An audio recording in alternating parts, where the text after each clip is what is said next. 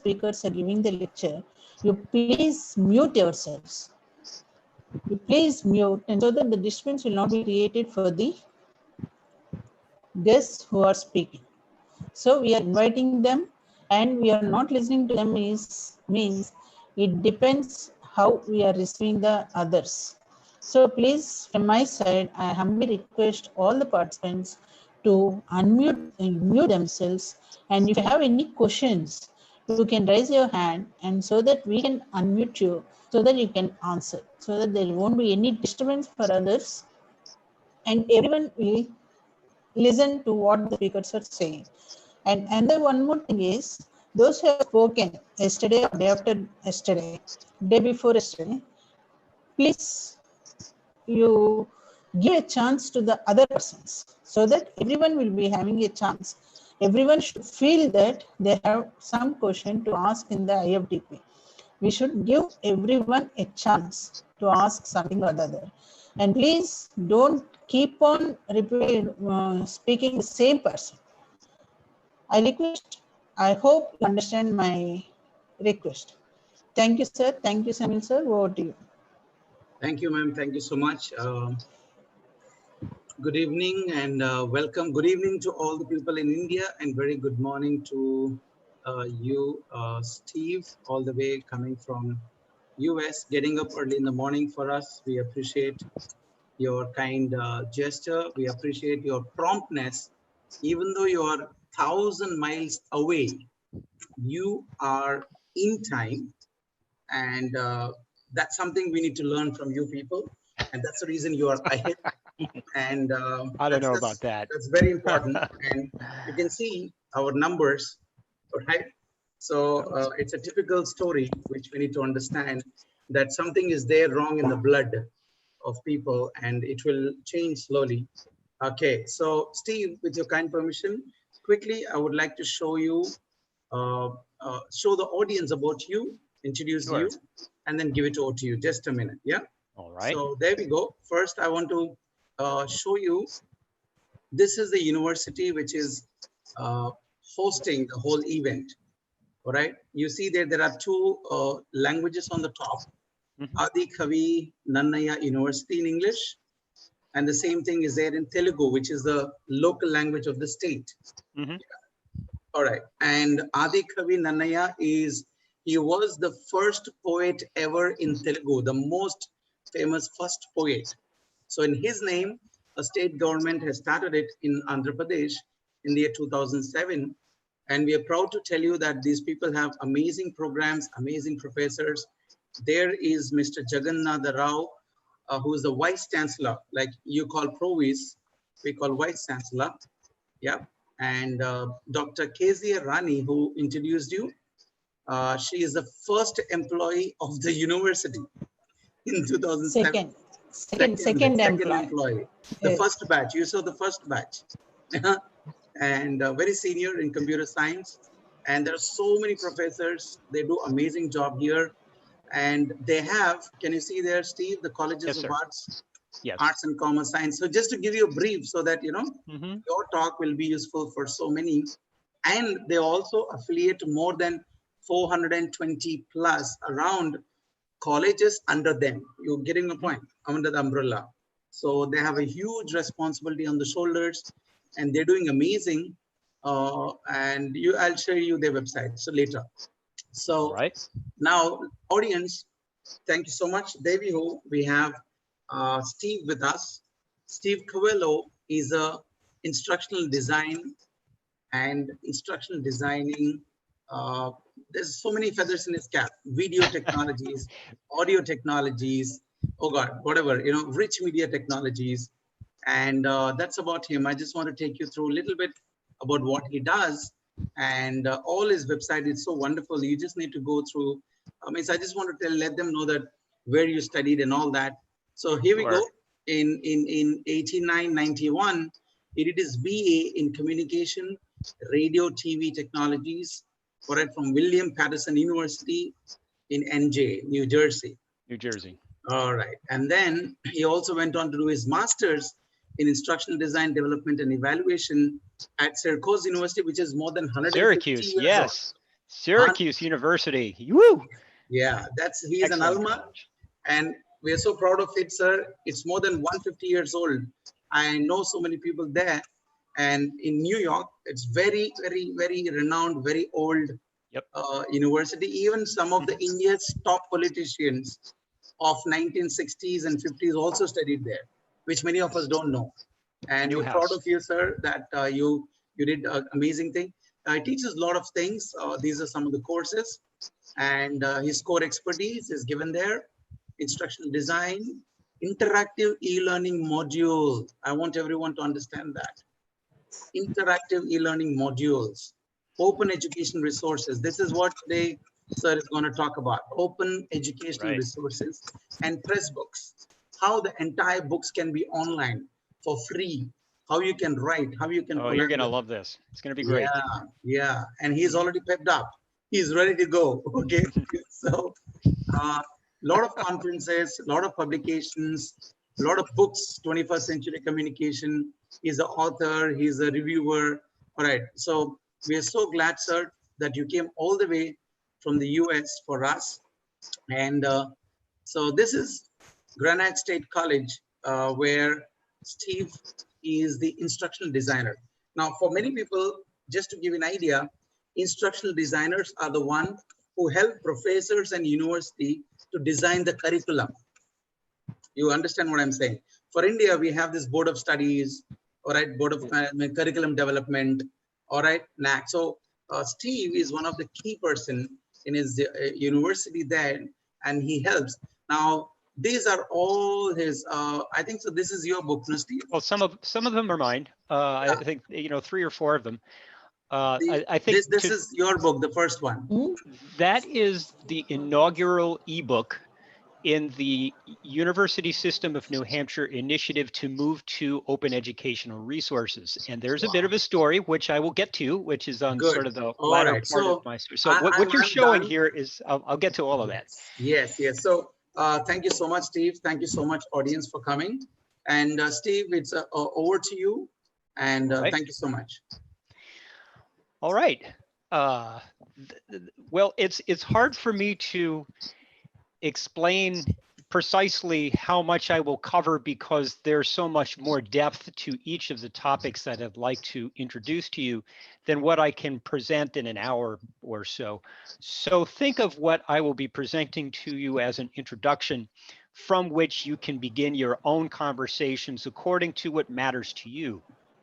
And I think that's the real key here, because the whole point of open education as an idea and open educational resources as an extension of that idea is that the ability to acquire and to shape educational resources according to the very specific needs of your students and of your programs is one of the great new opportunities that's happening right now in higher education all over the world. So I don't want to give you the impression that little old Granite State College is doing this amazing thing. We are merely participants in something that is happening as a global phenomenon.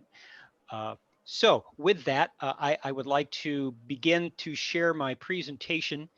And one of the things that I will try to do is I've got the Zoom group chat over here on my corner of my eye, and that if you have a question, please put it into the group chat, and I will make sure to check to see if there are any questions that I can answer while I'm talking about what I'm presenting to you.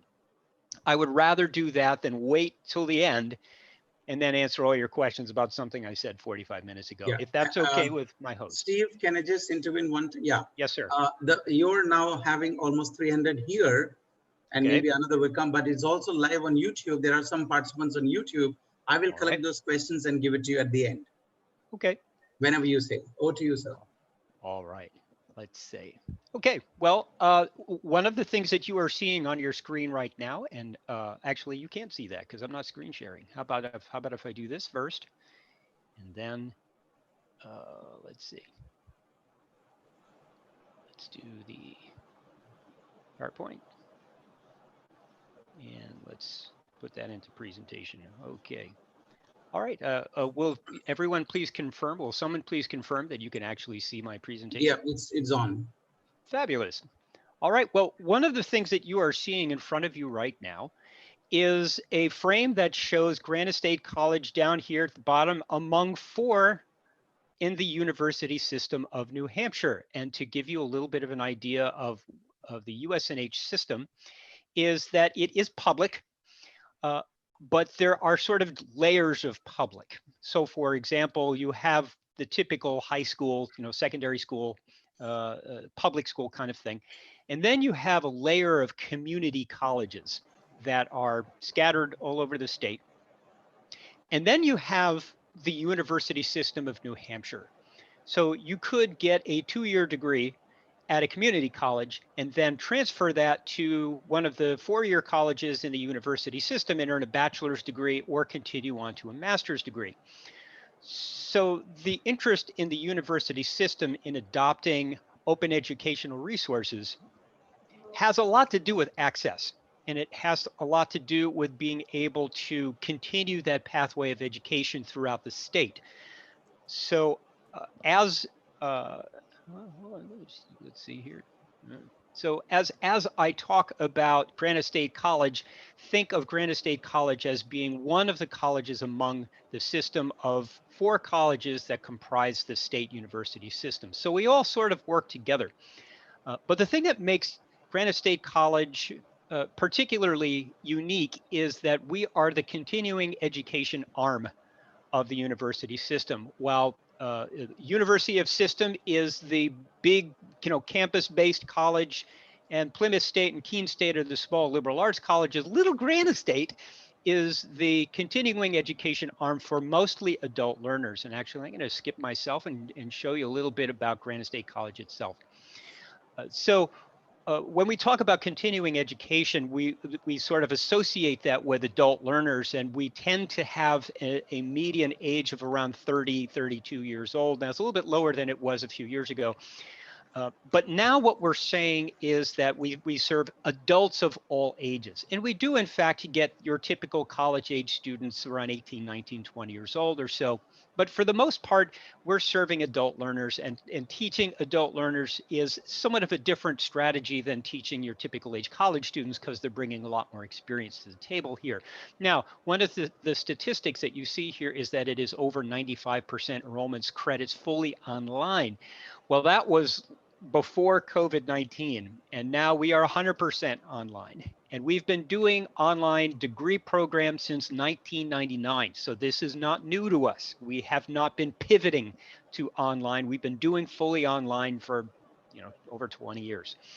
So what we do and how we do it reflects a certain amount of that refinement. Yes. Steve, could you please tell again that word, from which year you're totally online mostly? From which year? 19? Well, let's put it this way. When I first started at Granite State College in 2011, I would say that the percentage of fully online courses was probably somewhere less than 50%, or maybe somewhere between 50 and 60. I don't have an exact number, but what I can tell you absolutely for sure is that every single year, the market demanded that we offer more online courses and fewer face-to-face. And what ended up happening is we would offer all of these face-to-face courses, and not enough people would enroll in them. They're all enrolling in the online classes. And so by the time we reached, I'd say, the beginning of 2020, we were over 90% fully online. And that was for no other reason but the fact that students were demanding fully online course offerings, and they just were not signing up for face-to-face classes. There may be a variety of reasons for this. Suffice to say that because of COVID-19, the last remaining hybrid and face-to-face courses that we offered were converted to fully online, and that was the end of that. Now, we have since sold off a number of our buildings around the state, which has meant that we really are investing almost all of our assets into fully online offerings. And the good news is that if you were to compare how we offer fully online courses today compared to 9 or 10 years ago, we've really come a good distance in understanding both how to design fully online courses, how to design fully online degree programs, and more importantly, we've got a lot more experience in supporting online faculty, because we do not have any tenured faculty. All of our faculty are working professionals that are also teaching classes online. There's a few people that are retired, but for the most part, every instructor that I have worked with in this college is also a working professional. So obviously, not having an education background as an instructor, our job as the instructional design team is to help our online instructors to learn what it means to teach online and how to be a good instructor in that mode of delivery. Okay. So I'd like to keep moving forward because I can talk forever about this stuff. This is really terrific. So the reason why I have been asked to speak to you is to introduce you to this thing called Open Educational Resources, or OER for short. Now, you have probably heard this terminology or this acronym bandied about in the literature or in social media circles for professional educators. This has been around for several years. This is not something that has just come on the scene in the last few months or years or so. Essentially, what we're saying here is that the open educational resource movement is a departure from copyrighted material that requires expensive textbooks or expensive resources as a basis for the instruction. There is another dimensionality to open educational resources as well, which has to do with the concept of creating something and putting it into the Creative Commons as an open educational resource so that anybody can use it. So you will see later in my presentation that I have created a number of textbooks, and some of my colleagues have created some textbooks by a variety of different means. All of them have a Creative Commons license on them, which means that anybody in the entire world can use this textbook as is, or they can copy it. Make a copy of it, change it any way you want. The only aspect of using a Creative Commons resource is that you should be including attribution. And I will describe that briefly when I explain a little bit more about Creative Commons licensing. So let me move forward a little bit and just offer you a few people that I believe you ought to be paying attention to. Dr. Cable Green, and those are Twitter handles underneath each name. Dr. Cable Green is an international expert in the implementation of open educational resources and has been a prominent lecturer on the movement towards open education in higher education in general. I believe he is one of the executives of the Open Education Consortium. Follow his information and you will be on the forefront of what is happening in open education at this time. Dr. Rajiv Jangjani, I hope I pronounced that correctly, was one of our keynote speakers a few years ago in one of our open education seminars across the university system.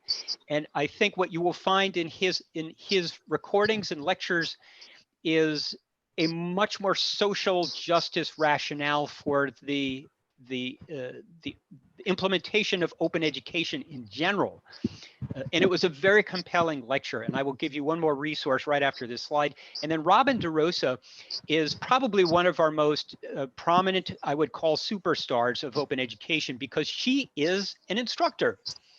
And 40 years ago, she participated in one of our open education seminars across the university system, and she got inspired to take her course and convert it into a completely open educational resource and open pedagogy design. And so her journey to open as an instructor has become a real inspiration for her to sort of spread the experience to other educators who are interested in these things. So you have three different perspectives on the open education movement, and I assure you that each of them will have a lot to say. Now, I mentioned to you that Dr. Jangjani had a very prominent role in one of our academic institutes. And if you go to at.usnh.edu, and I kindly ask if somebody might type that in the chat box to share with somebody, if you would.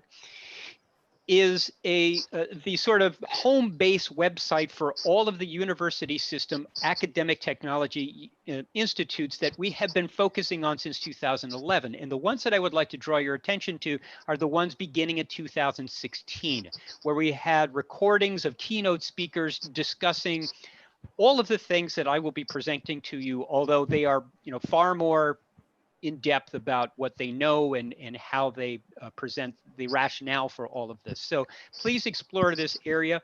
And as I mentioned to you, let's move on to the next one here. Dr. Janjani's presentation was truly compelling and was an inspiration for everyone at this event back in 2017 to really say, this is something we need to get on board with and participating with it. So that having been sort of priming your interest for further discussion down the road, let me just begin by talking a little bit about why open educational resources are particularly special. And it has to do with Creative Commons licensing. Now, without telling you the entire life story of Creative Commons licensing, I invite you to go to creativecommons.org, where it explains everything you would need to know about anything that has a Creative Commons license, meaning what can you do with something that has a Creative Commons license to it, because there are several flavors of Creative Commons licensing. So while they are free to use, there are some objects that are given a Creative Commons license that can only be used in a particular way. And it's important for you to know that, because it determines to degree to which you can use something and under certain conditions. The other aspect of it is that you should be familiar with what the symbols in a Creative Commons licenses mean. So you will see a symbol that says, for example, that if you wanted to use something with a Creative Commons license and it has the symbol for by, then you have to give attribution to the person who created that. So for example, if you were to make a copy of my textbook, if you wanted to use in your course, go ahead and take it, but make sure that you give a attribution to me that says that this ebook was created by Stephen Covello at Granite State College and so forth. And then there are other sort of extensions of this Creative Commons license that if I wanted to, and I created a textbook, I could say no derivative works. You can only copy and display and perform it verbatim. Then there are others that say you can use this, but you have to share it exactly the way that I created it, and all these things that you can just explore on your own. And ultimately what they emerge as is a combination of different sort of attributes to the Creative Commons license itself. And these are the symbols that you're going to see on any object that has been created in the Creative Commons for the use in education or whatever it is that you discover. Now, what exactly are we talking about when you're talking about open educational resources? The first impulse is for you to think textbooks, but there's actually a lot more to open educational resources. And I borrowed this frame from the Open Educational Consortium presentation, which shows here that we're talking about a lot more things than just textbooks. There are entire courses, there's digital learning objects, tutorials, streaming videos, and so forth. So I would like for you to be thinking a little bit beyond just the textbook component, but I will say that talking about textbooks is the easiest entry point, so that if you had an interest as an administrator to inspire your instructors to be thinking about resources that they can use to reduce costs and increase access for their students, the easiest way to enter into this idea of open educational resources is through textbooks, which I will show you later on in the course.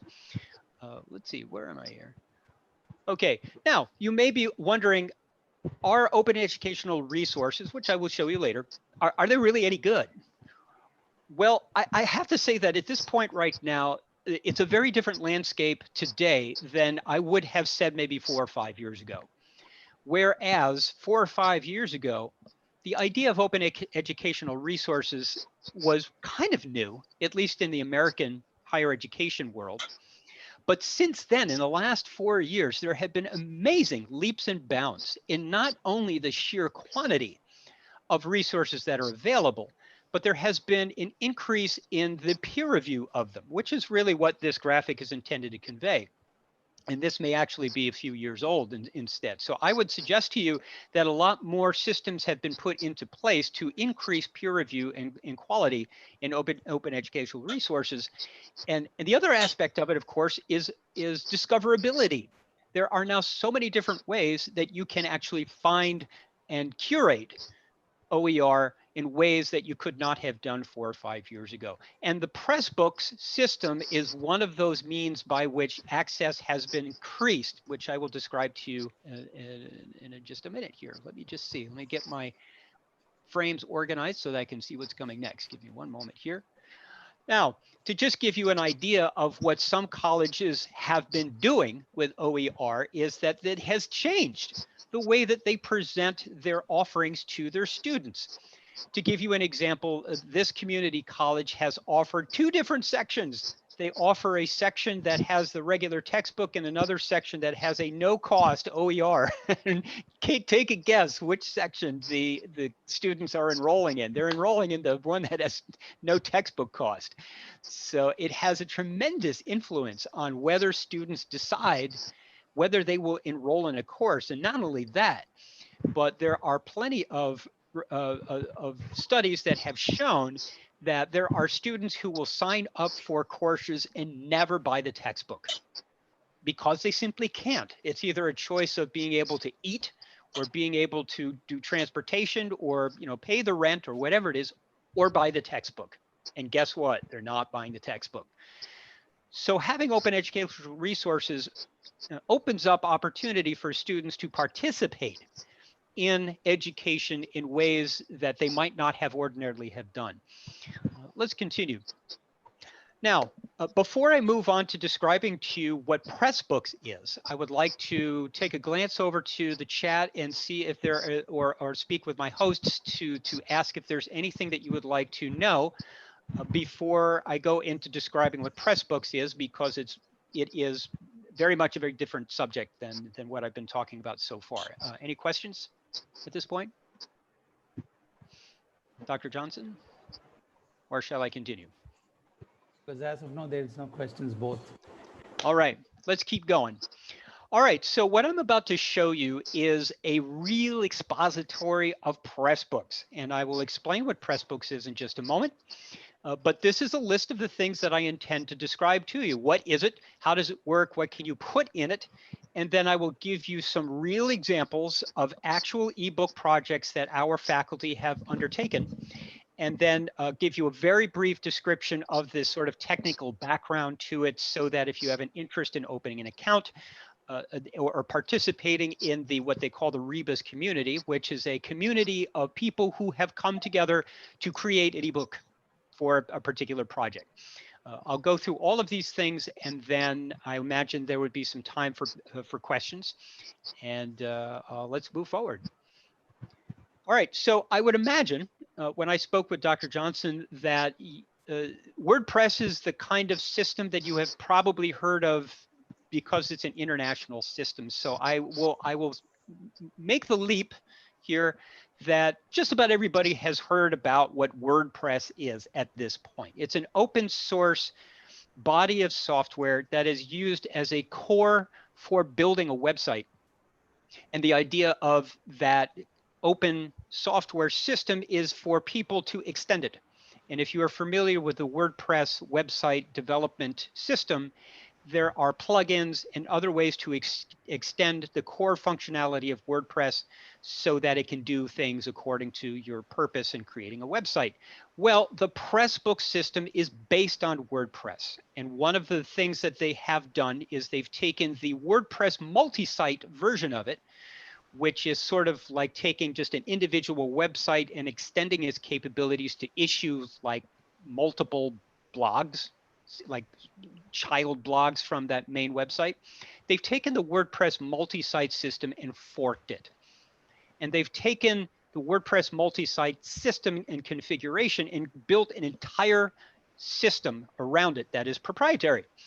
And so if you are familiar with WordPress, and you look in the dashboard at Pressbooks, you will see that they are nearly identical. However, they have changed the terminology and a few words so that it pertains more specifically to what it is that they do. So for example, in the WordPress world, a post is a component of a category, whereas in Pressbooks, a chapter is a component of a part.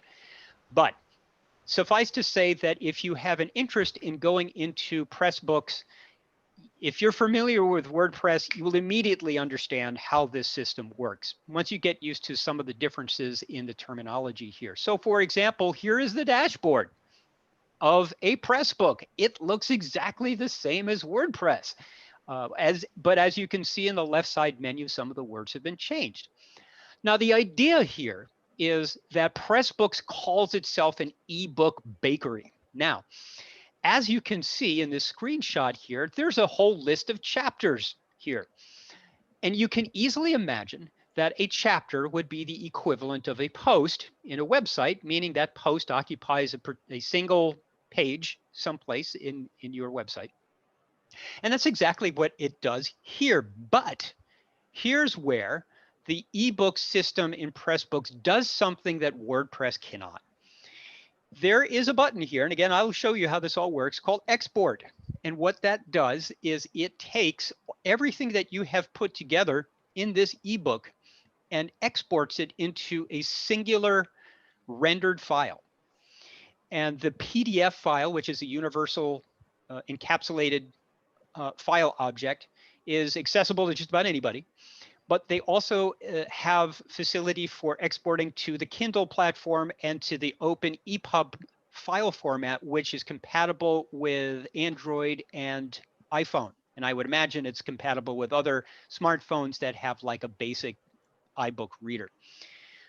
So the idea here is that you're not only just creating an ebook that can be accessed on the web, just like you would access a website, but you're also enabling students to put this entire ebook on their mobile device so that you can put an entire ebook on your phone or on your tablet, whatever it might be, and you can access this textbook for your course or whatever it is that you're creating in here. And you don't have to be on the internet, which is great when you're talking about how do you enable students to continually engage with instructional resources regardless of what their situations may be. And they can put like the same textbook on multiple devices if they had to, put it on your computer at home or put it on your mobile device or your friend or family's ebook so that you always have access to it. Well, the way that we have been doing it in our online courses is that we have been taking the assigned readings, and I will show you this in our courses, and simply putting a hyperlink in the course itself that takes the student directly to the web accessible chapters. And I will show you some examples of what is actually in a ebook chapter. And so that will give you a little bit better sense of what you're looking at here, because this is just a screenshot here. But suffice to say that the Pressbook environment has made it extremely flexible for you to decide how you want to provide access to the instructional material to students, whichever way works best for them. Not what's best for us, but what's best for them. All right, let's continue. Now, let me explain a little bit about what you can actually put into a Pressbooks ebook. Now, if you are familiar with, and let me take a quick glance here on the side here. I did see there's some messages here. I'm going to wait until the end here and I'll address whatever questions you want here, but I don't want to interrupt the narrative. If you are familiar with how WordPress works, if you're typing something into your blog and you want to put something into your post, you can do anything in Pressbooks that you can do in WordPress. So here are some screenshots that include, text, styling of text, images, hyperlinks, embedded videos, and anything else that you can publish online. And you can also put in H5P interactive resources. And I'm going to type in h5p.org in the chat box there, and perhaps the hosts may want to share that in other ways as well. But h5p.org is an open source, free to use online multimedia authoring system for teachers. So it is not an immensely complicated body of resources for you to create multimedia. It's for teachers. So there's no coding involved here. A lot of it is drag and drop, and you can create a lot of sort of added value interactive media, as you can see in some of these screenshots here, to use for a self-check or perhaps some sort of enhanced little exercise for students to do on their own. Well, anything that you create in h5p.org, you can integrate into Pressbooks. It's got H5P integrated right into it. So there's a transparent transfer of objects you create in h5p.org that you can bring into H5P, and you can even create H5P resources right in Pressbooks if that's what you wanted to do. One other aspect of it is something called Hypothesis. I'm not sure whether Hypothesis has caught on beyond sort of a little enclave of people who are enthusiastic about it, but Hypothesis is a web browser-based annotation system, and it is completely free. It is completely open source. And the idea is that creating a Hypothesis account enables anybody to annotate a web page sort of on the surface of a website or a web resource, and is organized in a way so that an instructor can create a group that you can assign to go to, let's say, a primary resource on the web someplace, and the class can go in and annotate what it is that they see in this particular resource. So ebooks in Pressbooks have the capability to sustain annotation and participation in the annotation of what is being presented in the ebook itself. So use your imagination. If you wanted to put, let's say, historical documents into an ebook, you can have students that are doing an analysis of a primary document with annotation and with threaded discussion here. All of this is built into the Pressbook system itself. It's just a question of how you conceive creatively how to use annotation as an instructional strategy. Now, one of the other great affordances of Pressbooks is that you can use the LaTeX math formulas, and I think there maybe are a couple of different other formulas, development systems. You will see when I show you the back end here that there is facility to sustain the development of math formulas. And actually, I can tell you, if you're interested, about a situation where I acquired an open textbook from a separate resource and had a lot of difficulty getting the math formulas integrated into the Pressbook environment because I didn't have access to the original code, the original LaTeX code. But we figured that out. And the system is able to sustain this very well. Now, one of the other aspects of it that takes what I mentioned to you before about OER in coordinating with the Pressbooks technology is that if I create a Pressbook and I publish it with a Creative Commons license, and you have the EDU version, which is like the top level version of Pressbooks, you can import my entire ebook with a single click. All you would need to do is get the URL of my ebook, which you can just go onto the catalog and get the URL of my ebook, put it into this form here, and hit the import button. Wham! You now have my book, the whole thing. And the thing is, you can edit my ebook. You can change what's in it. You can add to it. You can take things away. And I'll show you some examples a little bit later. So the amount of labor that goes into taking something from the Creative Commons, from the universe of open educational resources and getting into Pressbooks is pretty amazing.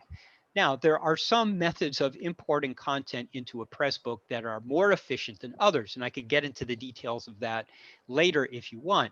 However, this system is becoming a much more sort of critical mass in the way more colleges are creating ebooks and making them accessible to other users if they want to. By having it in the Pressbooks environment, and having more people on the Pressbooks platform makes it so that you can be exchanging and sharing resources transparently and with an incredible efficiency. However, I will say that the EDU version is an at-cost subscription. There is a free version of Pressbooks that does certain things, but the EDU version is the one that really streamlines all of the things that you would want to do if you are administrating this on an enterprise level. Now, what kinds of projects can you do in this ebook environment? So the things that I'm going to show you include a variety of different initiatives driven by the interests of the instructors themselves. So when I talk to you about an ebook project here, these are not initiatives that are being created by administrators. These are instructors that are saying, I want to change my course to an OER course so that my students can sign up for this class and have no cost. What I'm going to show you is an example of an ebook that was imported from an existing Creative Commons source. I'm going to show you a consolidated collection of other existing resources on the web into a single ebook. A student textbook project. Do we actually have a student textbook project? I don't think we've done that one yet, but it is possible to do. I'll just mention that for now. Write your own textbook, which is what I did. And then you can include some supplementary course content if you have a textbook if you want. And we do have a graduate studies program where they have a textbook that is issued by the governing body of the, say, Project Management Institute. But then the instructor has some very specific instructional resources that are included above and beyond that. So there are no rules about what you can do either one way or the other. It is whatever way you want to invent it. And then here is an example of adapting an existing ebook. So let's just move forward here, and I'll give you a little bit of an example. You already saw that that there's a catalog here. Let me just look at my my slides here and just make sure that I'm going, okay, this is what I'm gonna do. I'm gonna pause right here, and I'm going to change the view of what we're gonna see to something that is into my browser, which I'm gonna do that. But in order to do that, I'm gonna have to change my settings for what I am reviewing. So give me one moment here while I change my settings. And what happened to my dashboard here? Okay, normally I would have a, okay, let me do this here. There is usually a toolbar that gives me the ability to change the focus of my presentation, and it has disappeared. So let me just see. I'm going to stop share. There we go. You want to do a new share? I got it. I got it. Yeah. All right. I just went into the menu instead. All right. Let's go into Google Chrome. Sorry about that, folks. All right. Let's bring that back up into the view here. Okay. Here you go. So this is the Granite State College catalog. All right. This is not our college website. This is just our catalog. I mean, this is, you know, if you wanted to see the actual website of Granite State College, it's nothing spectacular, but suffice to say that it's a college just like you would imagine any other college to be. Of course, we have our coronavirus health update here. We're doing the best we can with all of this, but I will tell you that because we are a fully online college, we have not missed a beat. So I just wanted to give ourselves a little shout out for our innovative processes here. But this is an extension of our communication to our students. And as you can see, if you were to go onto granite.pressbooks.pub, which is a URL that was issued to us by Pressbooks because we have an EDU version here, you will see a catalog of a lot of different ebooks that we have published. Now, there are a bunch of other ebooks that we have not published, and there are reasons why we might not want them on the catalog, visual to everyone else. I think it's important for you as educators to know that you do not necessarily have to have your ebook published openly if you don't want to. You can choose to have it available to your students within your course, but you don't have to have it available in the public. Now, I'm going to just start with the randomly with the example of the ebook that I created for myself as part of my, I guess, initiative back in 2016, which is to eliminate the textbook from the course that I teach and consolidate all of the resources that I was using in that course into something that was more coherent. And this is the result of that. So this is the homepage of the ebook. And this, of course, gives you a sense of it. It's got the Creative Commons licensing here. Here is where students can download a file-based version of the book itself. And if you have an interest in importing my ebook from an XML file, you can do that. There are some other options in the dashboard for displaying more or less things in this list according to what you prefer. So you're not required to show all of these things in this list if you don't want to, but you have that option. So here's a table of contents and then some licensing information here, whatever it is you would need to know that helps for is discoverability, such as the metadata and so forth. In this book source information, if you were to clone this book for some other purpose, this book source information would be included with it. So that is the understanding in the Creative Commons universe, that when you take something from the Creative Commons, that you should be including the attribution from where it came. And that can be cumulative or it can be wholesale. Let's take a quick look at what is actually inside of it here. Now, I had mentioned to you that there are a lot of different varieties of structures that you can put inside your ebook. And what I've tried to do is to use the textbook authoring environment as a way to present information in coordination with the course itself. And I will show you an example of what my course actually looks like and how that sort of coordinates with the textbook. So what I have sort of designed just on my own is a structure for my chapters that has an overview, some key terms to make sure that the students know words that they might not ordinarily know before they start getting into the into the actual readings and assigned media. Some areas that I believe they should be focusing on because this is what we're going to be discussing in our actual course. And then a thematic narrative that says, essentially, this is the story of the resources that I am presenting to you. It has a variety of perspectives. This perspective, this one, and this one. And this is how this topic is going to unfold for you. So then there are some required readings. And if I were to click on this, it would go to a video. I've included social media connections and website connections for each of the key authors. So not only can you just view some of the prominent presenters in the media that I have curated here, but you can actually connect to them. And you can have a dialogue with the authors if you want to. That's something that you couldn't do with just a regular textbook here. There are some other readings here. And then at the end, I have included some optional supplementary resources, which I see as somewhat of a catch-all for the things that I thought were really interesting, but really aren't essentially part of the focus of attention. So if a student has a more deep interest in this topic, they can go further if they want to.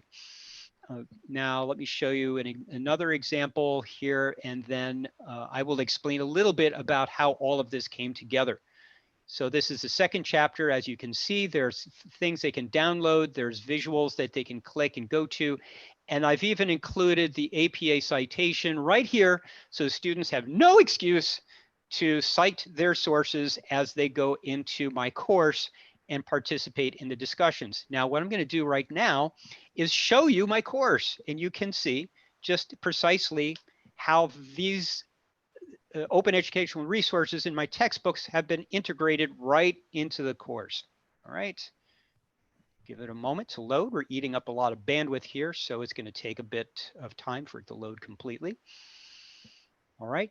Now, this is the top of the course. This is sort of that persistent part of my online course that pretty much stays the way it is. I've got sort of a course orientation here, a little tutorial about discussion forum participation.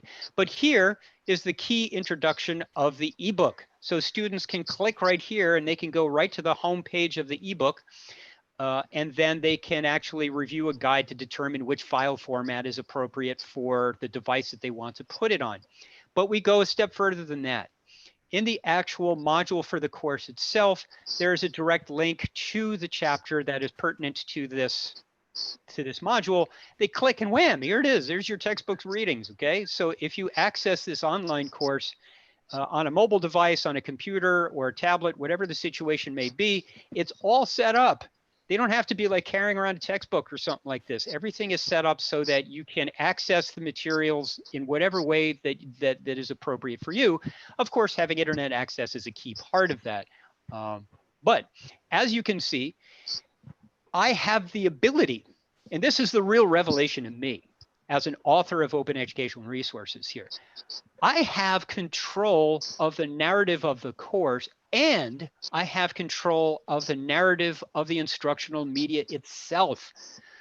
So when you know that you are introducing the instructional material to your students through the narrative design of the chapter that you have created, it really helps to focus students' attention for what they should be thinking about as they are reading and preparing them for the actual discussion that you will be having online. Now, whether you do it online or in your classroom is irrespective here, but here's my discussion forum and the sort of overture in the discussion forum here. From the readings and media, we've seen a wide range of opinions, okay? So here's me handshaking with what they have read in the ebook and how I am integrating their recall of that ebook readings into the question itself. And so I'm giving them an option 1 and an option 2. They copy the appropriate text below, they add their discussion topic into the thread, and then we go into a discussion and I participate back and forth. The students participate back and forth to each other. All right. So I love, as an instructor, having the ability to shape both the mode of discussion and engagement, as well as the material itself from which this discussion emerges. And of course, from a pedagogical perspective, each of these things serves as a building block for a larger summative project that they will be writing at the end of it. All right, I get so excited about this stuff. Let's just talk about another project here that is a much more sort of I would say conventional Creative Commons type thing here. What we have is a Principles of Management ebook that was created from a previously existing source. And this is the original source of this ebook. This Principles of Management ebook was created by, I guess, whoever created this. I'm not sure who this entity is, but it's in the Creative Commons. And it basically says, take it. Take it.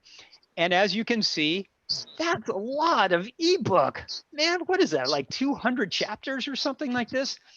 This is an outstanding resource. So what I did as the ebook administrator for Granite State College is I took this link right here and I went into my dashboard here in the ebook system and I copy pasted that into the import process and wham! Now I have this entire Principles of Management ebook available for my instructors to use, and you can use this Principles of Management ebook for like 2 or 3 classes, right? So this isn't just like one ebook for one class here. This has really gone on to quite an extensive project for the faculty that have sponsored this. So instantly, you have a no-cost, extensive, peer-reviewed, and refined ebook that is available for students that can be integrated into a Principles of Management curriculum, not just a course, but you can actually build a curriculum out around this ebook. Now let me take a look at another example here. This is an interesting project because there was an ebook created for transition from college to career. And as you can see, this was created in the Rebus community. But somebody's got their microphone on. Would you please mute? Yeah, as much as I love birds. What happened in this project, which I thought was worth sharing with you, is that the person who originally created this ebook created it for an audience of college students who are probably 18 or 19 years old. However, the person that is teaching the course in our system in Granite State College didn't need half the chapters. So she imported the original ebook and then she deleted half of the chapters that weren't needed. And then she added content of her own from the original course that she had been teaching all of these years. So not only did she take what was existing, make editorial decisions about it, but now she's adding things and integrating it into a class that is more driven more for adult learners and not typical age college students. So she gave it a version iteration here. She has given attribution. And now this is on the Creative Commons in such a way that if there was another college that was serving adult learners that had a college to career transition type course, they can take this ebook and they can continue with the development and evolution of this ebook resource. All right, so let's show another example. Now, this is an example of a textbook that I have written just to publish what I do as a professional. Now, whether there is any value to this, to the college or to a course or a curriculum, it's hard for me to say. But one of the things that I feel that each professional in our respective areas of expertise, it isn't always easy to be able to present your identity as a working professional in an environment that has a coherent feel to it, which makes it really easy for you to hand off, sort of literally or virtually, who you are as a professional. And this is why the Pressbooks system is optimal for being able to create a resource that continues your own professional development. So this teaching with rich media here is really a collection of a lot of the sort of white papers and presentations that I have made, both internal to my college and also to the community of practice in the region where I work, that describes exactly what it is that I do. I'm an instructional designer with a communications background who sees the fundamental struggle of online education as communications based. And the means by which I present the value of communication in online instruction is through rich media. Now, what the heck is rich media? Okay, go to my ebook and find out all about it. It's a whole thesis of communication that I feel represents an entirely different approach of pedagogy that is a departure from face-to-face instruction. We keep talking about online education as being an extension of face-to-face. It isn't. It's a completely different pedagogy. And as sooner everybody gets on that level of understanding, the more the pedagogy itself can develop on its own terms. All right, so those are my show and tell examples. And I would like to switch back to my presentation and come, let's see, to, here we go. There's my panel here. Let me just stop my share and do a new share with my PowerPoint presentation. Here we go. All right. So we've got that, and let's go back where we came from. All right, isn't that nice? So I showed you the catalog here. Now, here are some lessons learned, and sometimes the lessons are learned the hard way. Your desired open textbook might already exist. So if you have an idea for creating an ebook, before you move mountains to create your own ebook, check to make sure that somebody hasn't already done it. And that is one of the tricks to discoverability that I mentioned way at the beginning. So there are people that are experts in curating places that have well-developed, peer-reviewed, and easily accessible ebooks of all kinds, not just stuff on Pressbooks. There's a lot of different ways people have been publishing ebooks.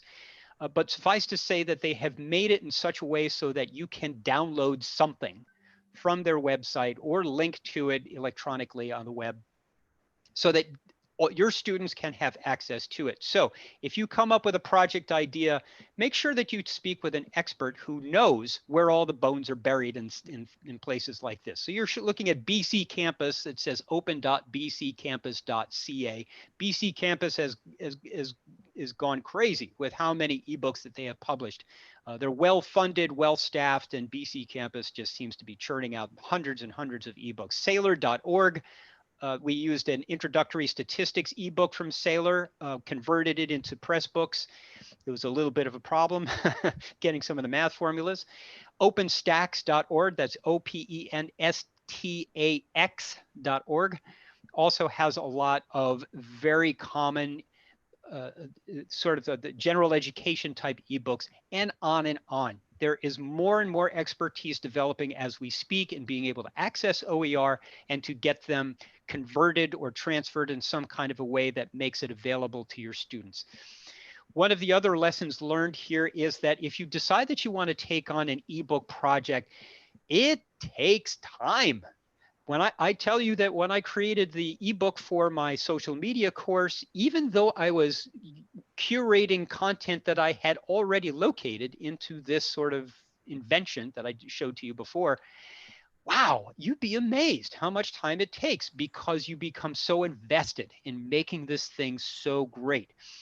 But there's an upside to all of that as well, which is that, as I mentioned to you, is you become part of the instructional media itself. You are no longer just a person grabbing a textbook and being sort of a facilitator of a textbook. You are now the facilitator of your own instructional media. And that puts you in a very different position in terms of the amount of commitment required to sustain that. So don't get any illusions that just by grabbing an ebook and deciding that you want to be the purveyor of an ebook, that it's just going to be just as simple as using a textbook. It won't be. It will take time. And I would highly recommend that as you put together your own ebook, that you should have a peer or peers look at your work to make sure that you have cleaned up your text and made sure that you haven't said anything that would be controversial or perhaps something that isn't necessarily supported by the current research, whatever the situation might be. Having peers is always a good idea for just about anything that you decide that you want to publish yourself and present to your students as settled knowledge, if you want to call it that. Well, some of you have skills working in the dashboard of these kinds of systems, and some of you are like, look, you guys do it. All right. The main thing is that if you want to take on a project that involves creating and developing an ebook, you may need help.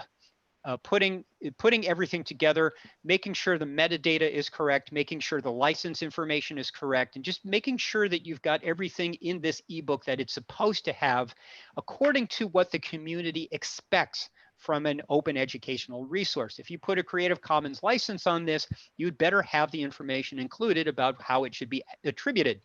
Should it be attributed to just the person who created it, or should it be attributed to the university? Again, the university may have a vested interest in having a copyright claim to that, or the Creative Commons claim, whatever that might be. Always make sure that you're asking up the line what the expectations and conventions are, and you may discover that there aren't any, that they need to be invented. That's a good thing. Yeah, and I just mentioned this before. The Creative Commons licensing thing is a bit complex. It's not so complex that you need, you know, a lawyer or anything to understand it, but you should have a pretty good idea.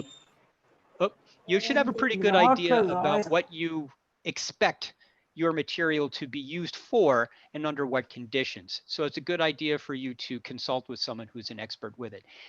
And I can tell you this lesson learned is true. I created my ebook in 2016. I created another ebook in 2019. I am writing another ebook as we speak for fall term coming up in a few weeks.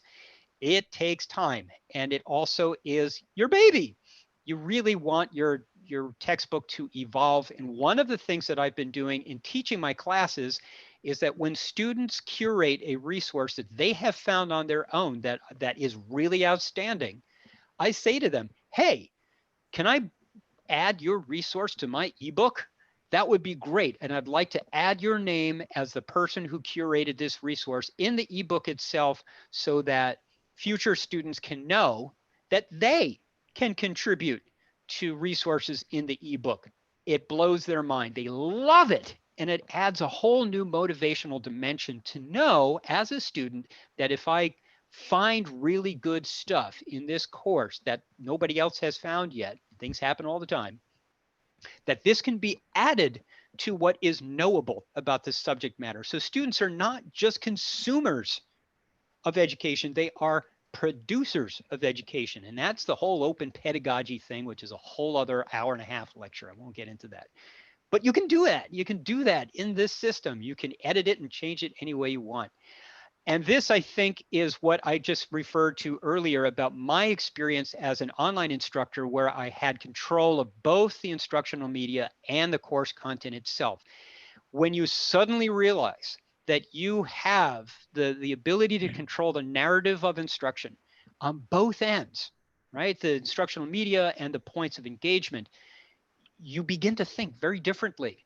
You begin to see resources that you encounter on a day-to-day basis in your discussions with peers and so forth. You see all of these things very differently because now you can do what you want to do. And you could not do that with a paper textbook. All right, so I'd like to give you a very brief technical overview of the Pressbook system, just to give you a sense of what it looks like. And I'm going to stop share and I'm going to do one more screen share related to the dashboard here. So let's do that. And I'm going to go to the Granite State College home, and then I will go into the admin sign-in. So what you're about to see is the dashboard for the Pressbook system, which I showed you as a screenshot before. Now, I am a network administrator, so I get to see basically everything. Whereas if I were issuing an ebook to an instructor for them to create their textbook, they would see something very different. So I have a bunch of network capabilities here that are exclusive to my privilege of having all of the different settings and configurations available to myself. I can set up the network defaults. If there's any third-party tools, whatever is required, I think can take care of that. But I think what is more important for individual users is the dashboard related to an individual ebook. And this is where I will take you now. As I mentioned to you before, if you're familiar with Pressbooks, I'm sorry, if you're familiar with WordPress, you're familiar with Pressbooks. This word that Pressbooks use called organize would be the equivalent of posts. And if you go into organize, you will see a list of all of the chapters here in my ebook that I have created.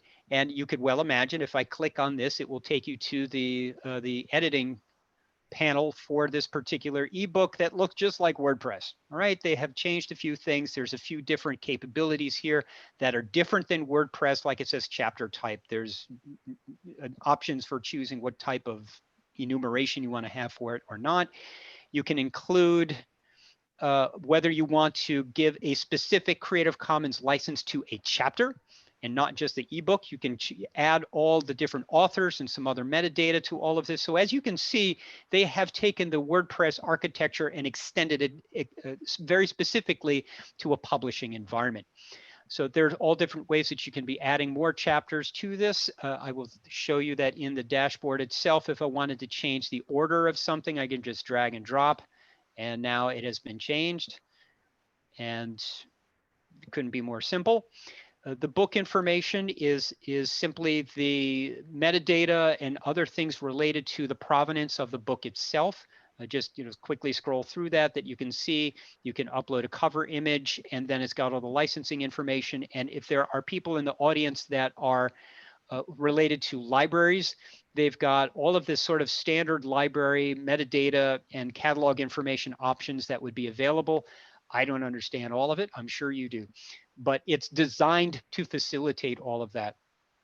Just like WordPress, there are options for which theme you want to use. There are some themes that are perhaps more appropriate than others, depending on the type of subject matter.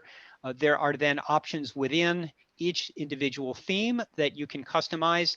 You have options here for styling the way the web version of the ebook appears versus the PDF and the ebook options. So it is not just sort of a one size fits all here. You actually have a lot of options for how you want the content to appear once you have published it in whichever way you've decided. And you don't even have to deal with this if you don't want to, but the options are there if you want them. Now, the export part is probably the most important, and this will be the last feature that I show you before I go back to describing the types of accounts that are available.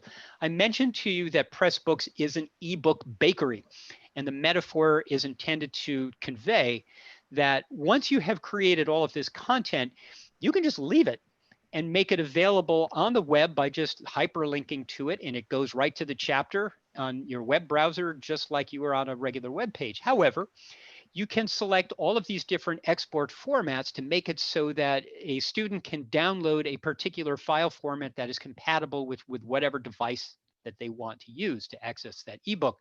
And you have all the choices that you choose to have, and you can uncheck all of them or check all of them. It's entirely up to you.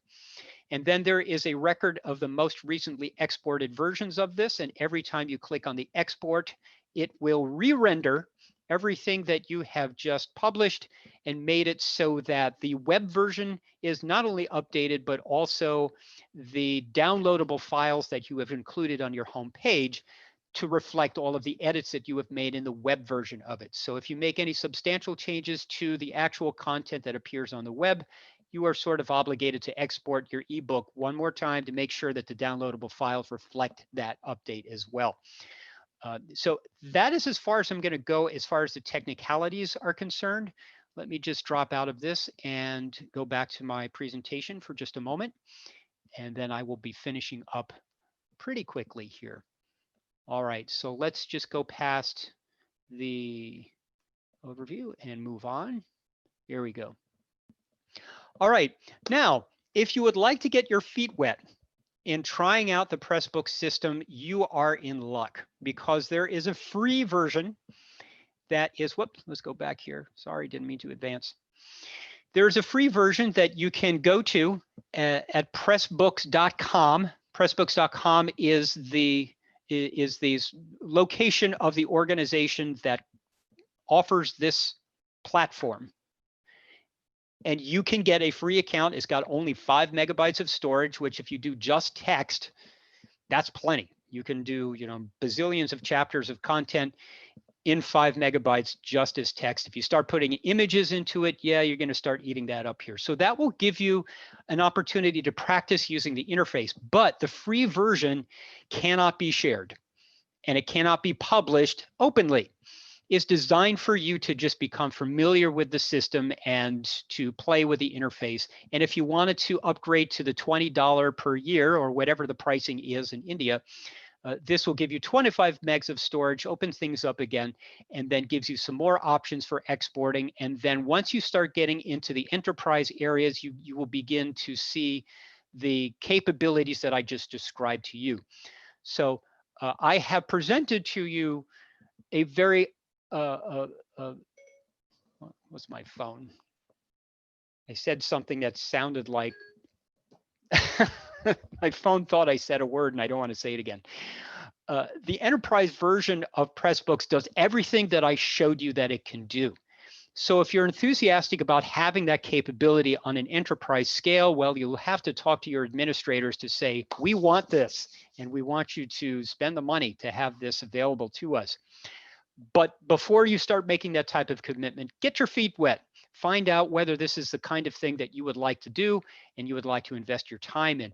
And if you want to immerse yourself into the Pressbooks community, the Rebus.community organization is a group of volunteers who get together and decide that they're going to create an ebook together. And that is an exciting way to decide what you want to create an ebook for on a subject that does not have an ebook. And it's an opportunity that prior to this kind of publishing platform, you would have had to go through a conventional book publishing process, which is fraught with all kinds of expenses and barriers to publication. Not anymore. You can do this entirely on your own.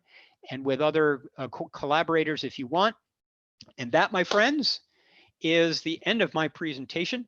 And I couldn't be more excited about showing you everything that I've shown you today and talking more about it. And I encourage you to connect with me on social media and ask me more questions if you like. So now I turn the microphone over to Dr. Johnson and open the floor to questions and comments if you like.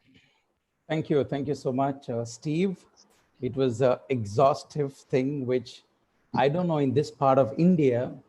I'm very sure that most of them understood, but I'm also doubly sure that 60% have no clue what we're talking about.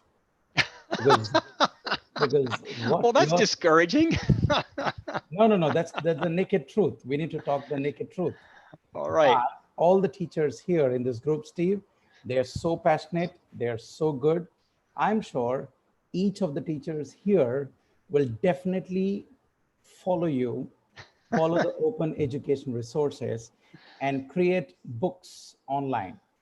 All right, so that's such a fantastic thing what you did. And I know this is not a one-day job. You've been doing it for years. Yes, sir. Yes, sir. Years, yeah. Steve, before we go with the question and session, maybe all the participants, can you go both to your YouTube or in Zoom chat, put your questions. I already had some questions, Steve, for you. I stored it in the PPT. I'm going to show it to you on the screen, yeah?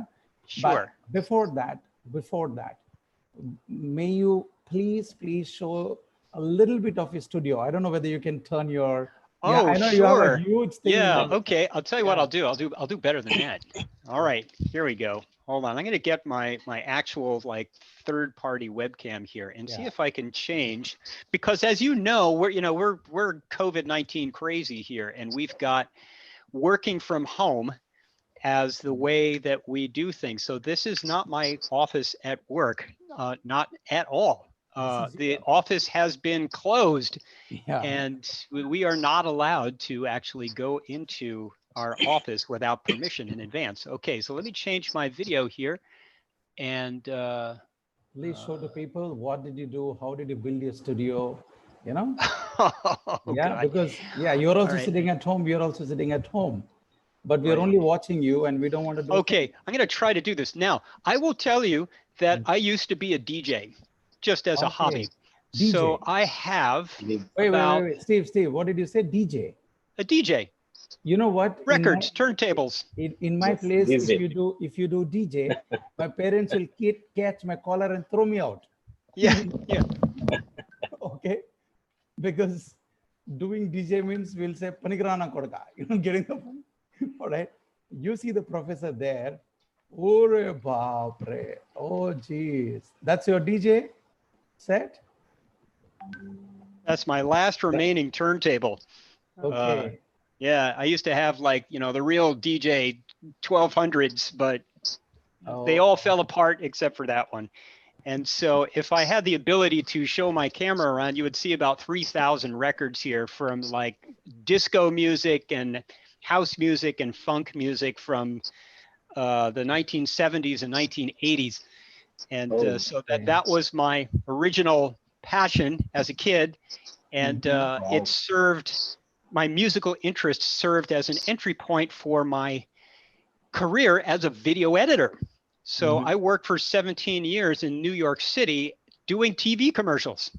I was a video editor sitting on Final Cut Pro or Avid Media Composer, editing commercials for all kinds of stuff. And that's where my entry point was into creating interactive multimedia for online education. So when you introduced my CV that showed, this education in radio and communications for radio and TV, that was, of course, before the internet. That was before a lot of other things. And that was my career. And then I changed careers at age 46 to working in instructional design, specifically for distance education. And that was in 2009.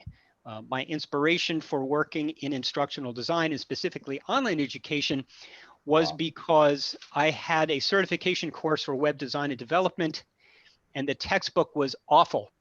And I said to my instructor, there has to be a better way to create instructional materials because no matter how hard I try, I just can't understand JavaScript. And the guy said, I know, I didn't choose this textbook. I was forced to use this textbook by the certification company. It's really a bad example of, it's an example of bad instructional design. And I said to him, what is this thing called instructional design? Tell me more about this thing called instructional design. And then he said, well, you should enter into the master's program at Syracuse University, which is on the other side of the road. Yeah. And the rest, as they say, is history. So that is my studio. Let's see, I'm going to show you anything else. Show your studio? You can see outside my window. That's my neighbor with a noisy dog outside. And then everything else here is just like posters from my music shows that I have gone to in the past and so forth. So I am a musical person. Music was my original passion. Both of my parents were music educators. Wow. And so I guess I look at things from the standpoint of how does it feel when it is conveyed to you. Okay, I don't want to take up too much more. Wow, good. So you mean to say even if you're multi-talented, you can still become a professor? Well, there's I'm the 4th generation teacher in my family. I think my great grandmother was a teacher in the country of out in farm country in upstate New York. And then, all the way down the line, I've had school teachers in my family blood. I never intended to be an instructional designer or a teacher. It just happened that way. So you're getting a lot of good comments on the chat saying Dr. Steve is charming personality. Very excellent. Very excellent. Good. So can I just quickly show you the question? Yeah. Fire away. Not so many, but we will also open up because maybe people can ask questions later. Sure. Right? Absolutely. Yeah. All right. There we go. All right. So I'm trying to share the screen. Yeah. Others can quickly type your questions on the chat, both on the YouTube. All right. Okay. So it's better if you provide a video of the process of preparing an ebook on Pressbook. You know, what's really interesting about that question is nobody really knows how exactly to create a Pressbook because every project is different. Now, there are some things about an ebook in Pressbooks that you will probably do all the time, such as putting in the book info, maybe creating a cover image or something like that. But one of the things that, and I'm trying to think now, like, for example, I use Photoshop to create like a really nice cover image, and I've got it set up in a template so that whenever there's a new ebook issued, they just tell me, hey, Steve, here's the textbook name, create an image cover for me. And I churned one out and it looks really good. It's the exact dimensions, it's the right resolution, it's got all the correct branding on it, it's the correct licenses and stuff. So there's a bit of a control built into the administrative process that makes it so that these ebook covers always look good and professional. Wow. So I would not be inclined necessarily to show you as a typical end user how to create a cover because you really should have a professional do that, a specialist do that. Because if you're going to be representing the college or perhaps your program or your course, it really should look good. It should look professional. Otherwise, the credibility gets reduced a bit if it looks kind of like, the image is distorted or something, or it doesn't fit in the box quite right, or doesn't have the right sort of branding in it. That can really reduce the sense of credibility. And that's not something you want people to be thinking when you say, hey, we've got this free ebook. Everybody gets thinking that maybe it's free for a reason because it's not as good. So that's part of why I would say that you'd be working in these ebook projects with partners. And you would have a library partner, and you would have like a content partner or a peer review partner or a graphics partner or media, whatever that might be. Good. So there's a question there on the screen, Steve, yes, sir. Presentation. I've shared it. In instructional design, what is the criterion how to select particular OER by the state university where more instructors are contributed? Give me a context for this question. Give me a context for that. Like, let's say that, is it something where, like, let's say you've got a management course and 5 instructors teach that course. Is that what you're talking about, or is that something else? Let's do one thing. Bhaskara Murthy Garu, wherever you are, can you please unmute and ask this question? Give more clarity to the speaker. Bhaskara Murthy Garu, wherever you are, please Yes, sir. unmute yourself. It's a Yes, good. sir. Can you please directly talk to the resource person, Dr. Steve? May I audible? Yes, sir. Very clear. Please ask, sir. Sir, in related to science and engineering domain, Yes. there are multiple authors and publishers will be there, open sources. So Yes. how to select that particular OER prepared by a author? That is my question. Okay. Well, let's just say that the tradition has always been that here's our favorite textbook. All right, let's figure out how we can cram this textbook into the course we're teaching. That has been the tradition. Now, it may turn out that it's really easy to take this textbook and the 12 chapters that are in it and turn it into a 12-week course. That's just how it's going to roll because that's how the textbook is designed. But you can actually do the opposite. All right. Now, when you ask, like, what are the criterion in selecting an ebook for a particular instructional challenge, you can choose whatever you want.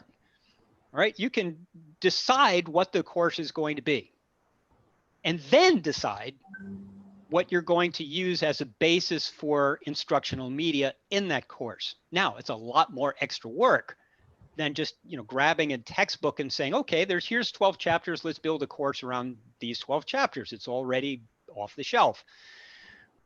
But if you decide that you want to create a course that has a particular narrative or a particular focus on topics that just do not exist in a single textbook, but you have pieces from different open textbooks, you can curate all these disparate pieces and put them together into one ebook that serves your purposes from an instructional design perspective. So I hope that's addressing the context of your question, and forgive me if I haven't quite connected that exactly. I mean, when you talk about instructional design, you're talking architecture. Instructional design is architecture for learning. And an architect has a blueprint for what is going to be constructed as a building. It's a set of plans, and those plans are designed according to a conversation. What do we actually need as a building? And all of these different inputs and contexts and limitations, whatever they may be, contribute to the construction of this blueprint, and then somebody is handed the blueprint and they build it. Instructional design is exactly the same, except instead of a building, you're building instruction. You're building a course, whatever that might be. It might be a course in a college, or it might be training, whatever the situation may be. So when you ask me the question, what are the instructional design criteria that you might use in the selection of something or the other? What you're saying is you're changing the conversation. You're changing the conversation from, here's my textbook, let's build a course, all right, to let's build a course. Okay, now where do we find the instructional media to fulfill this course? And I like that because that's creative, and that puts the learner first. You have decided what that learner's journey is going to be, and now you're going to build the environment to sustain that. So like I said, instructional design is the conversation that occurs first as a point of architecture, from which you then curate what you need from the open educational resources to do that. Some of them may be available, some you may have to create yourself. Am I close to what you're asking? Yep. Yes, sir. Yes, sir. I got it. Okay, I hope I got that right. Thank you. Cool. So Steve, we'll go with the last ones here. Can you see that? See, there yes, are can some you please questions explain? which I will take it up. Are you able Sure. to say? I will do it a Okay. little later because some are very easy, which we can take it up. For example, sir, can you please explain how to prepare ebook? We are going to do that. Okay. Now there is a question here Yes. from Sureka, assistant professor, whatever. Yeah. Yes. So though pandemic made us to be acquainted with e-tools, but we are Yes. still in the process. Please provide simple method to learn e-tools. So that I'll handle it. Is that okay? Now, there's another question. Okay. In the stream of humanities, is it possible? I would like you to tell them it's possible in any stream. Could you please tell them? There's Yes. somebody who's asking in humanities, is it possible? All that you showed examples is in OB, organizational behavior, humanities, yeah? I am so glad that you asked a question about humanities, because one of the great things about the humanities as a discipline is that there are an infinite amount of resources available that are in the public domain. Now, I don't know whether the humanities courses that you are describing touch upon, let's say, ancient history or publications from years past that are no longer copyrighted, whatever that situation may be. But let's just say that it doesn't matter what the subject matter is with respect to designing an ebook that you want to use as a basis for your course, because it's like asking, can you create a website about bicycles or something like that? Well, of course you can. It's a website. You can put anything in it you want. You know, you can do a website about bicycles. You can do a website about cats. It doesn't matter. So the question really is, and I refer back to what I just said before, is don't start with the textbook. Start with the course. Use your imagination. Pretend this is a magic wand. Okay, magic wand time. Here's the course I want students to have. What do we need to make this course work for students? If it's a humanities course, what type of material do you need in the humanities to fulfill that? Okay, how many open resources are available for this type of content? You will need it. You will need help. You will need someone to help you find the stuff that you're looking for. Number one, you will need some help learning how to get that stuff from where it is to where you want it to be. And I can tell you that when you talk about how to begin using open educational resources and Pressbooks as a platform for publishing them, that if you can type and you can copy paste, you can do it. Yeah. It doesn't take that much like technical knowledge, anything more than what you already know from using a web browser. All right, because everything is browser based. And if you have ever poked around on WordPress, you already know how to do it. So I think that if you want to talk about your starting point, how do you begin doing this stuff? I'd say that the real starting point is not the tool. The real starting point is instructional design and thinking from an instructor's standpoint differently than the way you used to think before. You are now the curator. You are now the developer of the instructional content, not the consumer.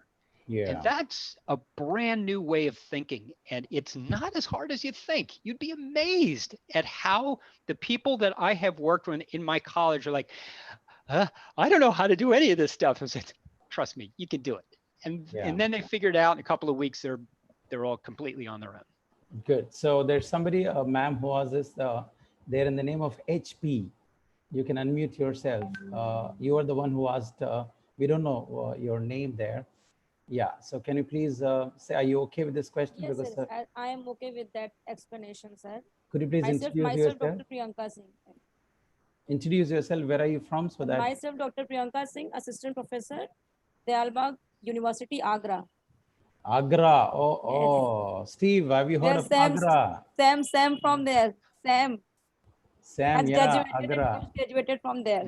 Steve, you need to come to India next time, and that time we'll take you to Agra to see the Taj Mahal. Yes. Oh, thank you. I probably know more about Indian music than Indian geography. So I hope you'll welcome, sir. Forgive me of that. All right. Yeah. So we'll close it here, Steve. And I just want to tell the audience that all the links, whatever you told, is there on the YouTube and on the chat. And these are some of the basic questions which there, which I would take it up tomorrow and day after.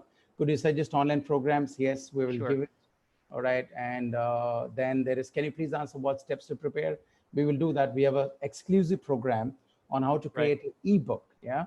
And somebody says, Bhallam Venkata Rama Devi, that psychology books, yes. Oh, there's everything. Oh, you would be Everything. amazed. Yeah, You would be yeah. amazed at how many ebooks are out there. Now, they may not be specific to the area of specialty for, let's say, psychology for, disorders or something like that.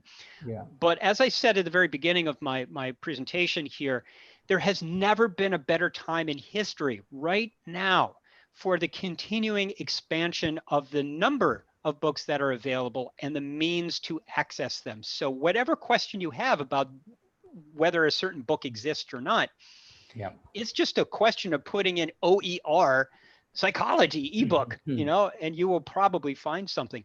I would also like, excuse me, one moment, Dr. Sure. Johnson, is I just wanted to say that if you go to pressbooks.com, there's an entire support portion of the system that explains how all of these features work. And that if you get the free version of pressbooks.com, you can just sort of follow along with the step-by-step instructions on how to use it, what are all the dashboard things mean and things like this. You don't need an instructor to show you this stuff. You can learn it on your own. It really is not all that technical. And if you make mistakes, it doesn't matter because it has revision tracking.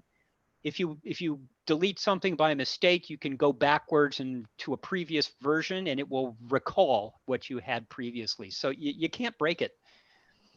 Good. So thank you, Steve. There's so many positive comments over there. Thank you very much, Steve, from the bottom of heart. You can check there. Raj Lakshmi, and then they're saying thank you so much. So it was wonderful. I know this is little new, but with your help, with our support, this university, which is called ANU at Rajahmundry, will definitely do good. And it's my humble request to the conference convener and co-convener and to the Vice Chancellor that please take this into consideration. And your university should be the pointer in the whole of India to implement this. When I'm using the word pointer, because pointer is always ahead of a follower. So in life, you have two choices. Do you want to be a pointer or do you want to be a follower? All right, Steve, thank you so much. It was wonderful. It was my pleasure. Thank you for inviting me. Sure. So could you just, are you all safe there? How's New York doing? Is it okay, a little challenging or? New York is crazy. New Hampshire is crazy. Everybody's crazy. I think everybody wants to see what's going to happen by the end of November. And it's palpable. You can just tell that there's so much tension right now and so much anxiety about what's happening with all your neighbor states. All the 4 governors have decided to come and pool together. But also what's happening, the whole entire higher education system is in distress right now because the inability for us to manage how to have students on campus. And there are a lot of universities that are not prepared at all to do online education, and the instructors don't want to do it. There are some instructors that are like, I am not going to do this period again. It's not in the contract, or like, I'm too old for this stuff.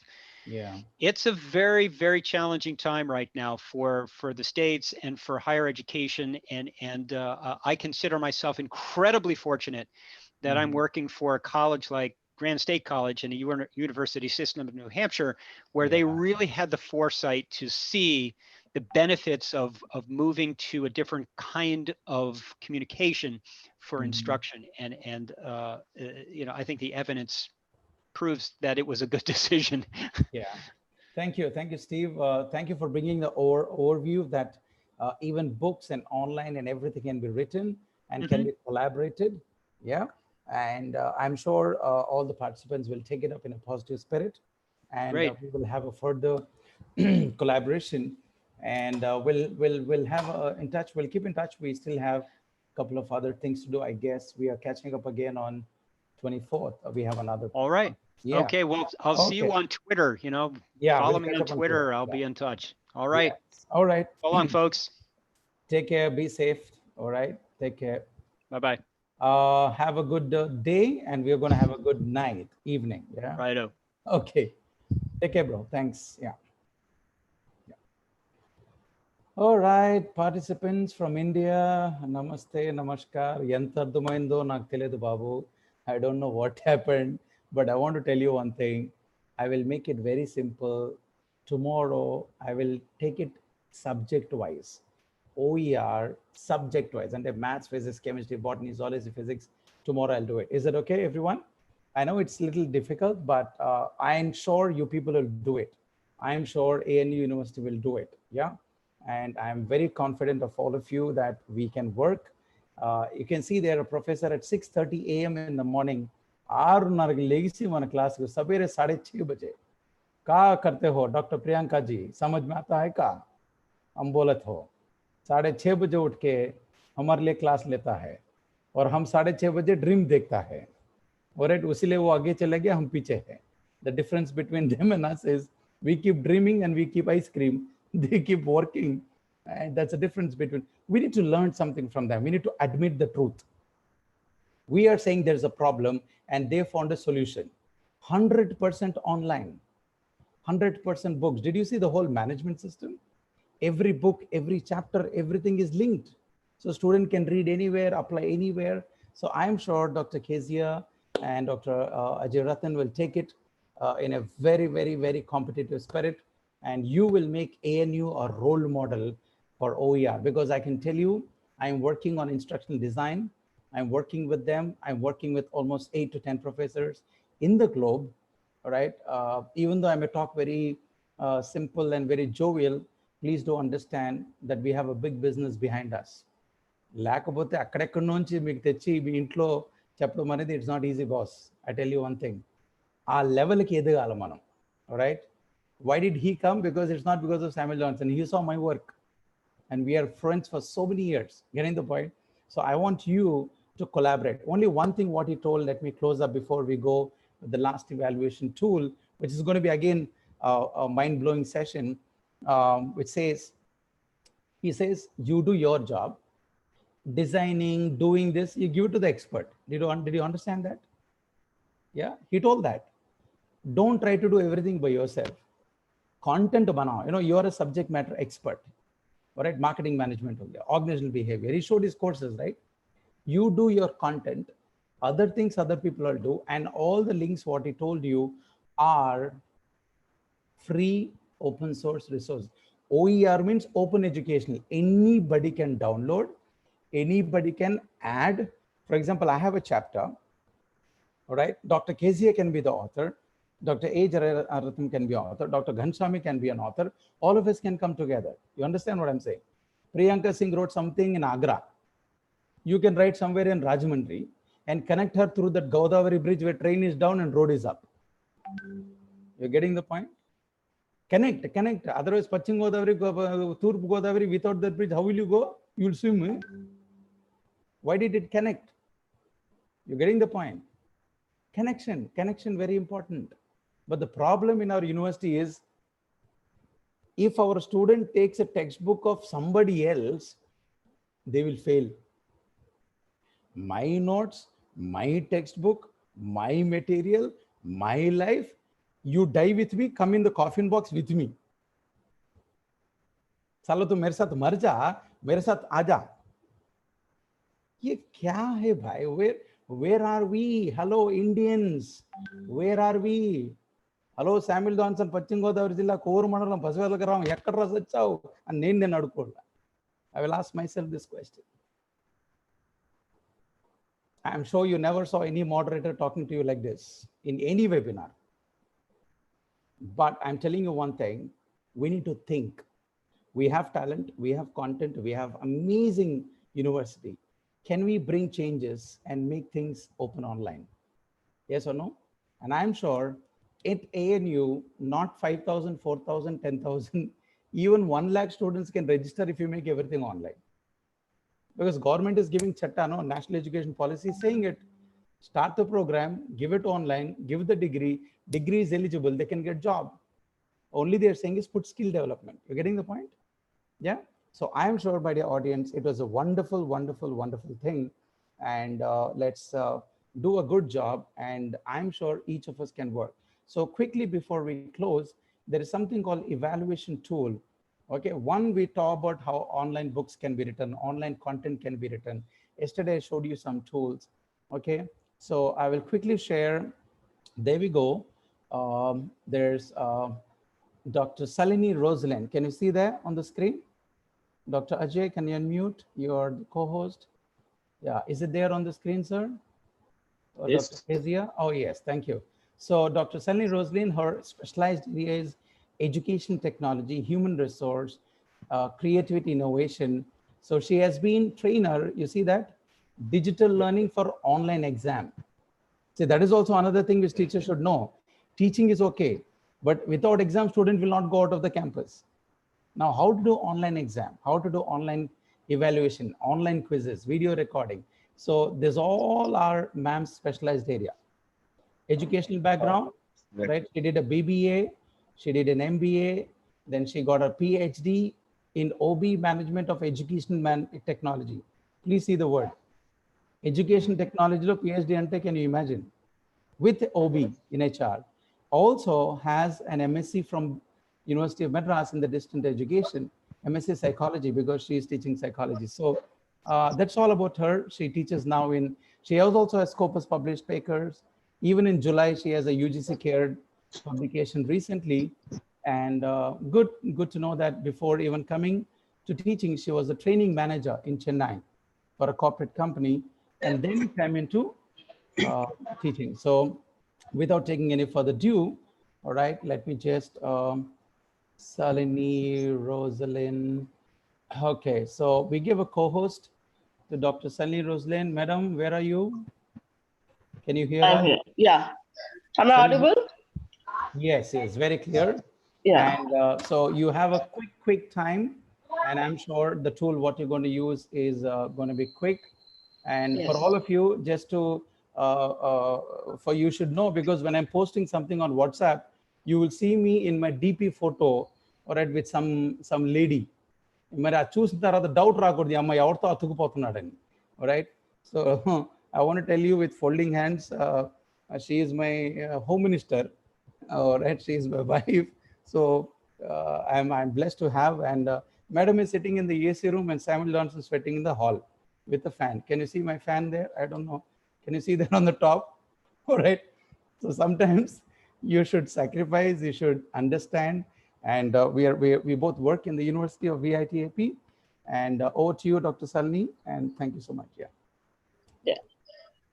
Thank you so much. I'm happy to be here as a resource person for this online webinar.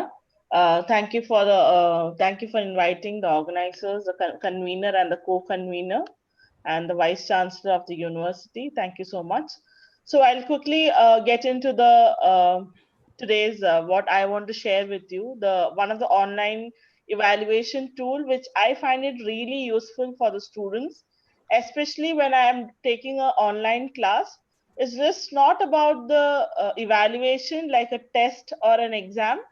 My concern is, am I having a proper interaction with my students when I'm taking an online class? So that is my actual concern. The evaluation part of it comes later on, but you can use it in any way when I'm explaining this tool to you. So before I start, I have a question to the participants. I want you to use the chat box to give me the answer. So what are the different ways that you give a quiz to students? It can be online, it can be offline, or you can tell me what are the different tools that you use to give quizzes. You can, okay. Bhaskaramurthy sir says Edmodo, Kahoot, you use Google Forms, Quizlet. Okay, you do a quiz in Google Classroom. Okay, use Google Docs, Google Forms. Okay, Kahoot. Okay, Cisco WebEx. Okay, fine. Okay, you do it in Microsoft Teams, Quizlet, Google Forms. Okay, great. Thank you so much for giving me the answer for that question. Now I have a second question, right? This is especially for the participants who are using Google Forms or Google Docs for quizzes. Okay, what do you think is the biggest problem in Google Forms when you give them a quiz? Because I'm sure many of you have used Google Forms or you have used quizzes in Google Classroom. What is the major problem as a teacher? What is your major constraint there? Okay, Bhaskar Murthy sir says time fixation is the problem. Padmaja ma'am says typing maths equations is a problem. Chandrasekhar sir says the link is very long. Sir, we have a solution for that. Maybe Sam, you can do it later on. How to make short Yeah, URL. short URL. We'll do it later. Yeah. Yeah. Radha Krishnamurthy sir says time setting. Okay. Okay. Whether the students are answering on their own. So I hope. My major concern when I'm giving Google Forms as a platform for quizzes, my major concern was how authentically am I getting the answers? Or are they actually copying the answers and then giving me? Or are they checking internet? They will open Google Forms in one tab, another tab they will open Google, type the questions. Sometimes as faculty or teachers, we just copy the questions from Google and the students easily get their answer. So that is one problem. Shanawaz Begum ma'am says difficult to type the derivations in physics. How to give roll numbers in Google Classroom? Okay. Students copying is a problem. Online proctoring is not valid. Okay. So thank you everyone for giving me those suggestions.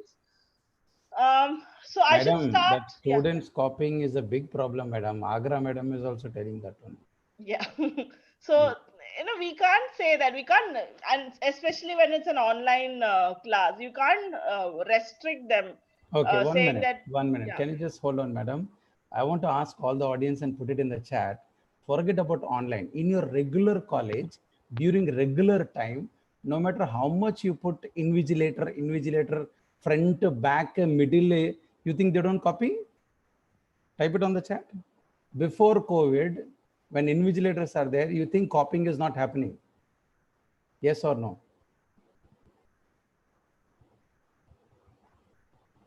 Micro Xerox, somebody Micro says. Xerox. Yeah. It depends on the invigilator. Correct. Yes, they copy. Yes, but limited version. There is a limit. Yes or no? There is a control. When the teacher is there, there is a control. Yeah. Okay. Even technology also can control.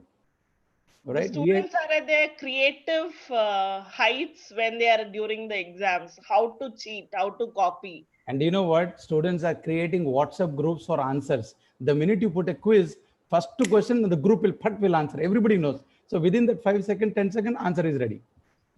WhatsApp groups for answers. WhatsApp group for answers. And they're using Linktree to get the subject links to each group.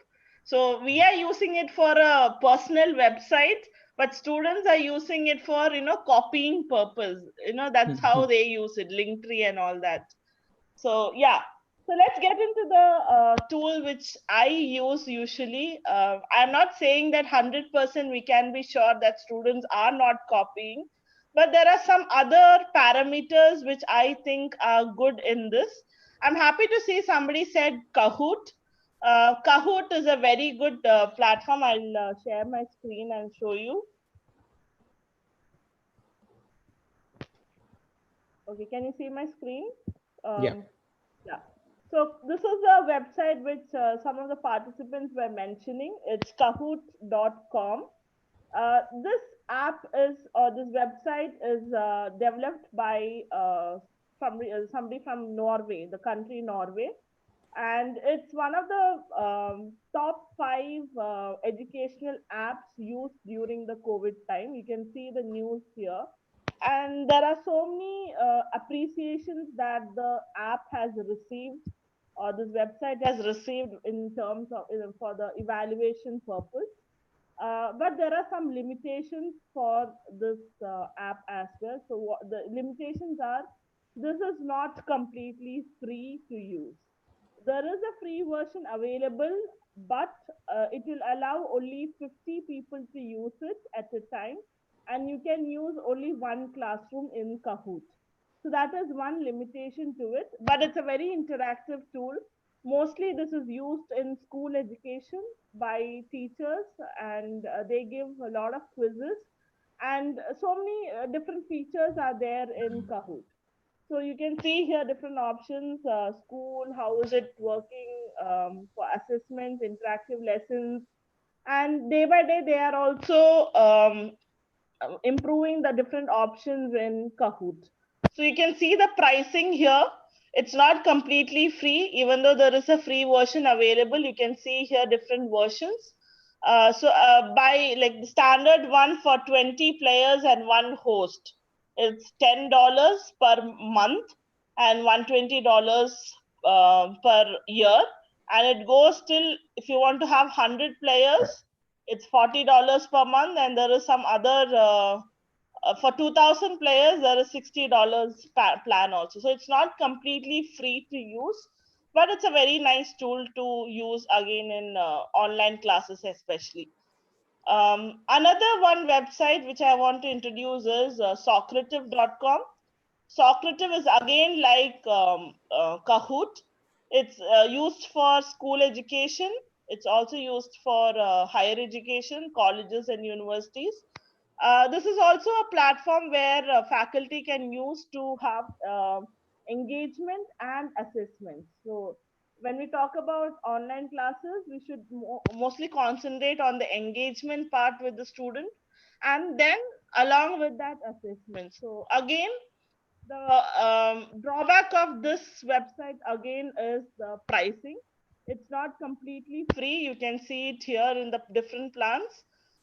There is a free version available, but only 50 students can use it, and there is only one public room available. But if you pay for it, you will get other options like up to 150 students per room, 20 private and public rooms, so things like that. So what is the solution? What is that free tool? We always want something free, right? And we don't want to spend so much money for all this, because sometimes you don't get the salary also, especially during the COVID time. So we don't want to make that extra expense. So what is the solution? So I had another website which I found out, which is very similar to Kahoot.com. So Kahoot, I wanted a alternative to this. So the website name is quizzes.com. Maybe somebody can type it on the chat as well. Yeah, I put it. Yeah. So I have already logged into this website. I have been using it from the time the lockdown started and our online classes started. It's a very useful tool, very similar to the tool of tool Kahoot. Almost all the features that is available for Kahoot is available in Quizzes as well. Something more is also available, as in when I go to this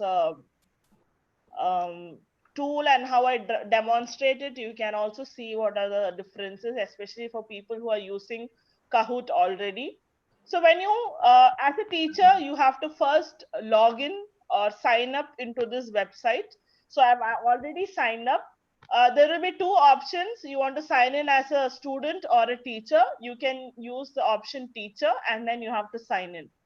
For a student, when the student takes the quiz, it's not necessary that the student has to sign in or log in or sign up. They can just use the link to answer the questions.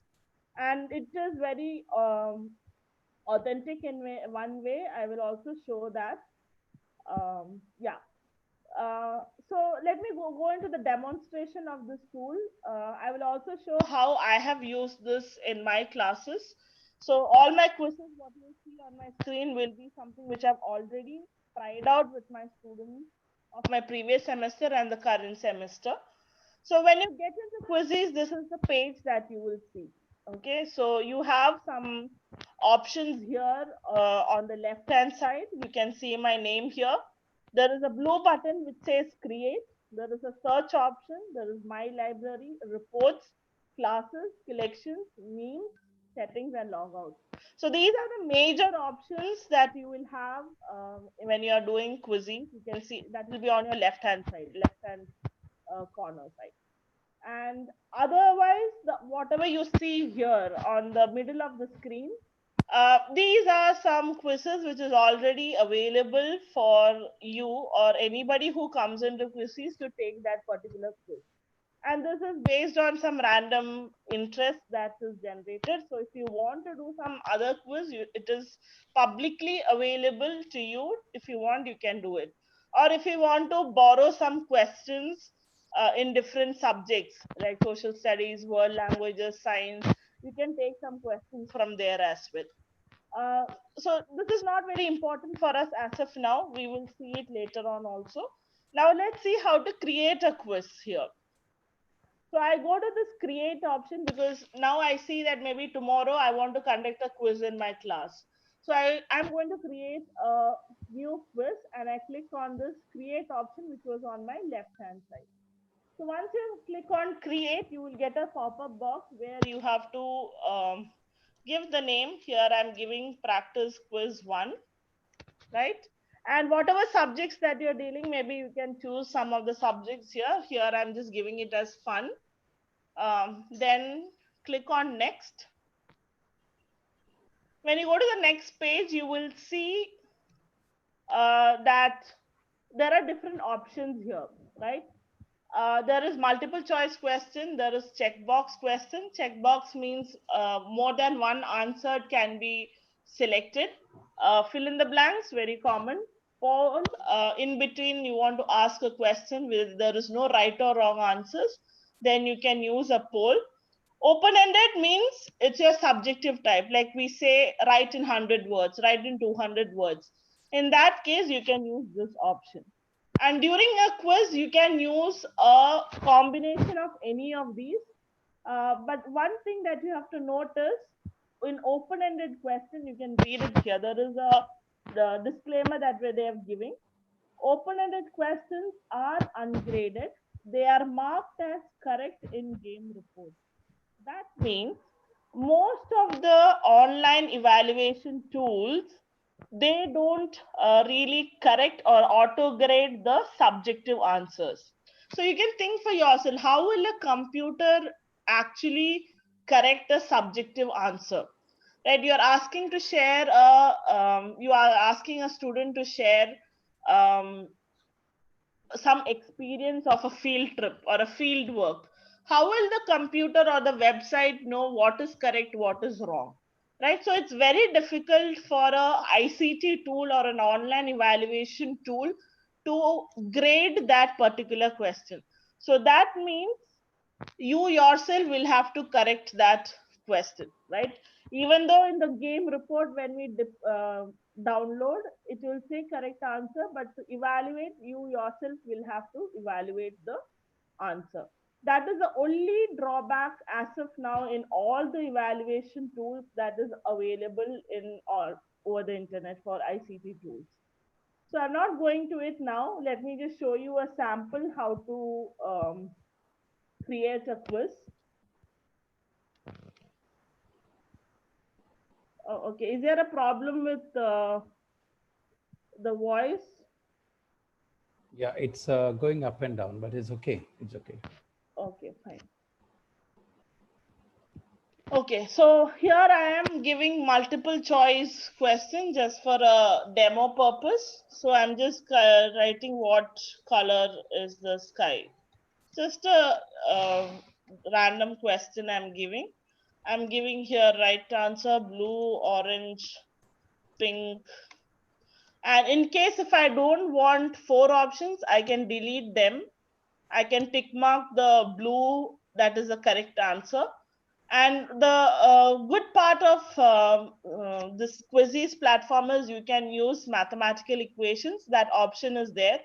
If you want, if some of the mathematical operations or some functions is not available, then you can add them as an image.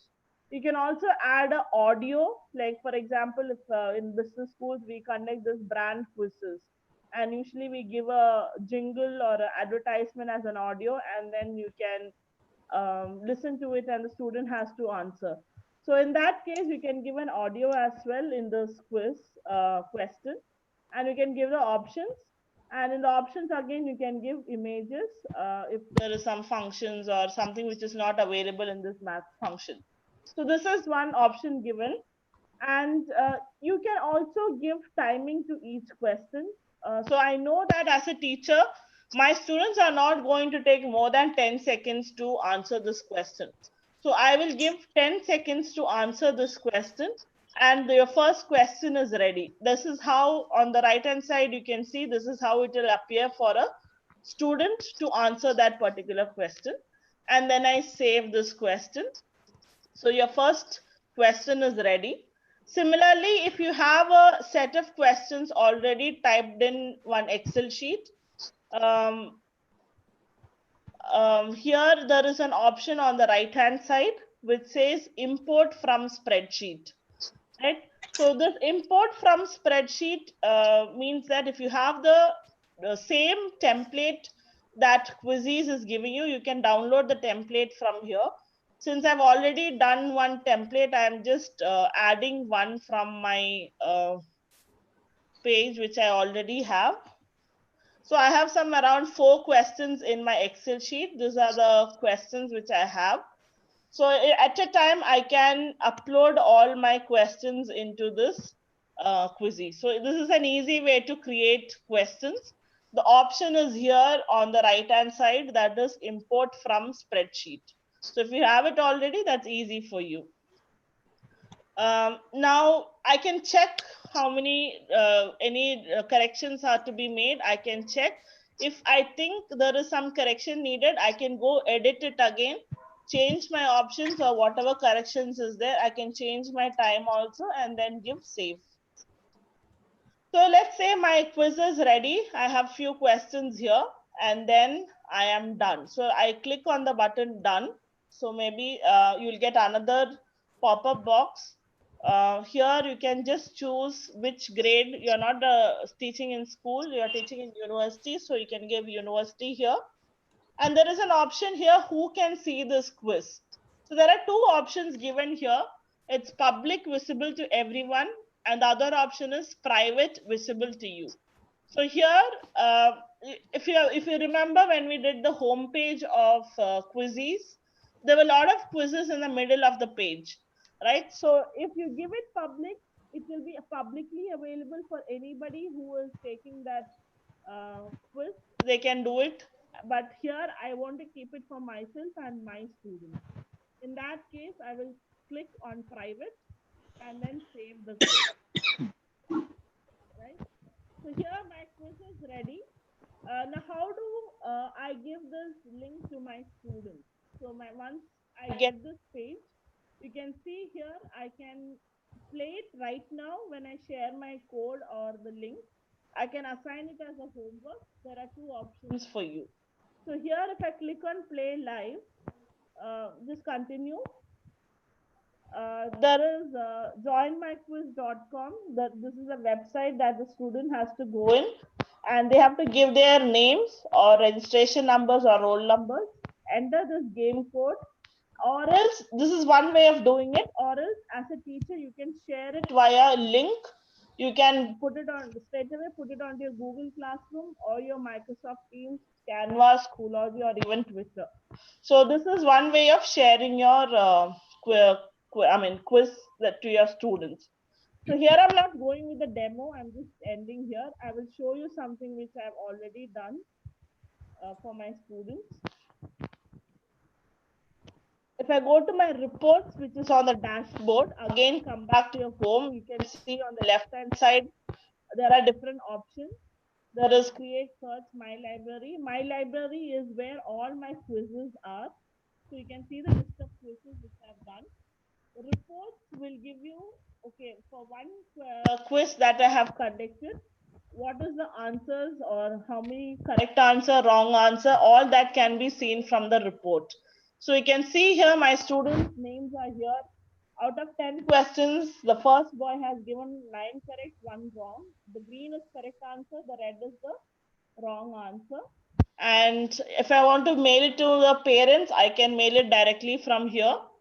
And so that's how it goes. And I can also download the report in an Excel sheet format. If I click on download, it will go into a Excel sheet. I'll just show my Excel sheet now.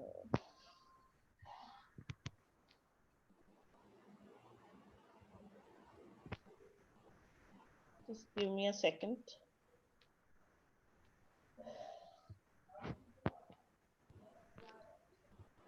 Yeah. So when you download the reports, there is an Excel sheet that is opening up, and this is how your Excel sheet will look like. So you can see here, I have conducted this quiz for human resource management subject, which I teach for BBA students. I conducted it on 13th August. Time is also there. Attendance is there. And I can see for each question how many correct answers, wrong answers are given. If I want to see player level, I can see it here, each student, how many marks they have got. So another way of using this is I can use it as my attendance also. So if the student is registering through registration numbers, then it's easier for me to take attendance from here. I can also see how much time they have taken, what time they have logged in. All that information comes in the report. Yeah, let me share the screen again. So like that, any quiz that you do, you can do it from the reports you can generate at any point of time. There is no limit for the number of students who take the quiz. You can create n number of quizzes as well. So that is one big advantage of quizzes when compared to Kahoot. Kahoot will allow you only 50 students, but here I have tried it with 100 students as well. So it worked really fine for me. So there was no problem at all. So this is having a greater advantage when compared to Kahoot and Socrative also. And this has an option to integrate your Google Classroom with your quizzes form. So directly I can assign the quiz to the students who are in my Google Classroom. So these are some of the advantages of quizzes when it comes to evaluations. Any doubts, please let me know. If any questions, I'm sure somebody would ask me some questions. I'm waiting for the questions now. Yeah. You can do the sample exam on quiz. You want to do the sample? Yeah, that sky is blue wala, so that they can join and do it. Okay.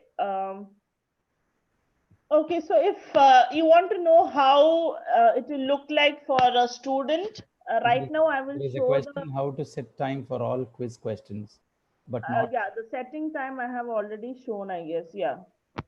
So if you want to play the quiz right now, what you can do is I will show the link to you. Okay, so if you are on laptops, you can use a browser, a new browser, and you can type this website joinmyquiz.com on the browser space and enter the game code, which is 442653, or else I can share the link with you on the chat box. Yeah, I've typed it there. Yeah, anything. You can use the game code, or you can use the link which I'm giving you right now to enter the quiz. So if anybody is interested to see how it will look like for the students, you can use the link, or you can come onto this website. So as a teacher, if you're seeing my screen right now, you can see, I can see there are three students who have joined. Only 3 have joined out of, I think, 331 participants. Okay, the 4th, 5th student has joined. Read their name. They'll be happy to hear names. Yeah, so I have so many, okay, 10, 11, the PRK, Silent, Bhaskara, No, Rahim, Maria ma'am, so many people are joining in right now. In case, okay, if you're watching my screen, you can also see something. In case I see somebody has joined not with the right name, or somebody is joined in twice, at this point of time, if I just move my cursor through the name, I can click and remove that player from that class. So I don't want somebody in my class. They have just joined it. I told them not to join and they joined. In that case, you can remove one player from the game. Okay, there are so many people joining in. Good to know that. Yeah, so the whole control of quizzes when you're playing it live lies with the teacher. So till now, I am waiting for all my students to join my class or join the quiz. So I can see that 35 students have already joined. So let's say I had only 35 students in my class. All my students have joined the class. Now it's the teacher's take when to start the quiz. So now I see that my students have joined, and then I click on the start option. Right now there are 39 students who are taking the quiz. It starts with a counter timer. I can switch, and as a teacher, I can see who are my students who are doing the quiz. I can also see somebody is giving wrong answer. I can see that somebody is not answering. So you can see here, somebody is not at all answering some questions like Somaraju sir, Sudha ma'am, Prasanna sir, they are not answering at all. I can see Prarthana ma'am has got one wrong answer. Don't bother whether it's right or wrong. This is just a game. So just to make sure that you all come to know how to do, what is the student's experience like. So yeah, I can see many of them finish the answer because I can see that they have completed. The bar is fully colored. But if I go down, I can see that Satyanarayana sir, Kumar sir, Sudha ma'am hasn't answered anything. Srinivas sir is not answered. So all this, as a teacher, I can view all these options from because the leaderboard is appearing on the teacher's screen, right? Now let me see others. Yeah, others have almost finished all the questions. Yeah. So let me say my students have almost finished answering the questions, and now it's time for me to end the quiz. In that case, I can just go on the top of the screen. You can see here. What you see here on this 57% accuracy, that is like the how many gave the correct answers. That is not a big deal. But here there is an option called end game. In that case, I can end the game here.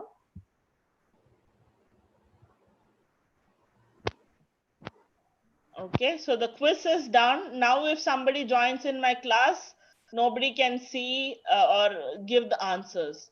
So there is an overview. This is called the leaderboard in quizzes. And quizzes is a form of gamification. In educational technology, there is this term called gamification. Gamification means any tool that you are giving to student, or you're giving that experience of studying in a game-like environment. So when we play PUBG or when we play Ludo, you ask your kids, they will tell you, or even you will be knowing when you're playing games. There will be a leaderboard who will be showing who is in the first place. So all that is adopted in this quizzes platform. And that is why you can say it is player name game. Instead of using the word quiz or assessment or test, they use the terms which is much more familiar with the student. So you can see here right now, Aruna ma'am is in the first position because she got everything correct. And if I move my cursor into all the answers, I can see how much time each student took for answering that particular question. So I can see Aruna ma'am took 4 seconds. Second question, she took 6 seconds. Some took 5. Now, if I go to some other answer, I can see Prarthana ma'am, she took 3 seconds, 21 seconds to answer one question, 36 seconds to answer one question, 7 seconds. And some of them didn't answer at all. So that also I can see as a teacher, right? So the entire control of this is with the teacher. Now I'm going to exit and I come back to my page. If I go to my reports again, I can see how many players took this test. I can see that there were 51 players who took the test and their results are also here. And if I download the Excel sheet, then I can see everything in detail. So that is how you can do an online quiz. But madam, why all the people who are top, why different score 3320? Can you download it and show it?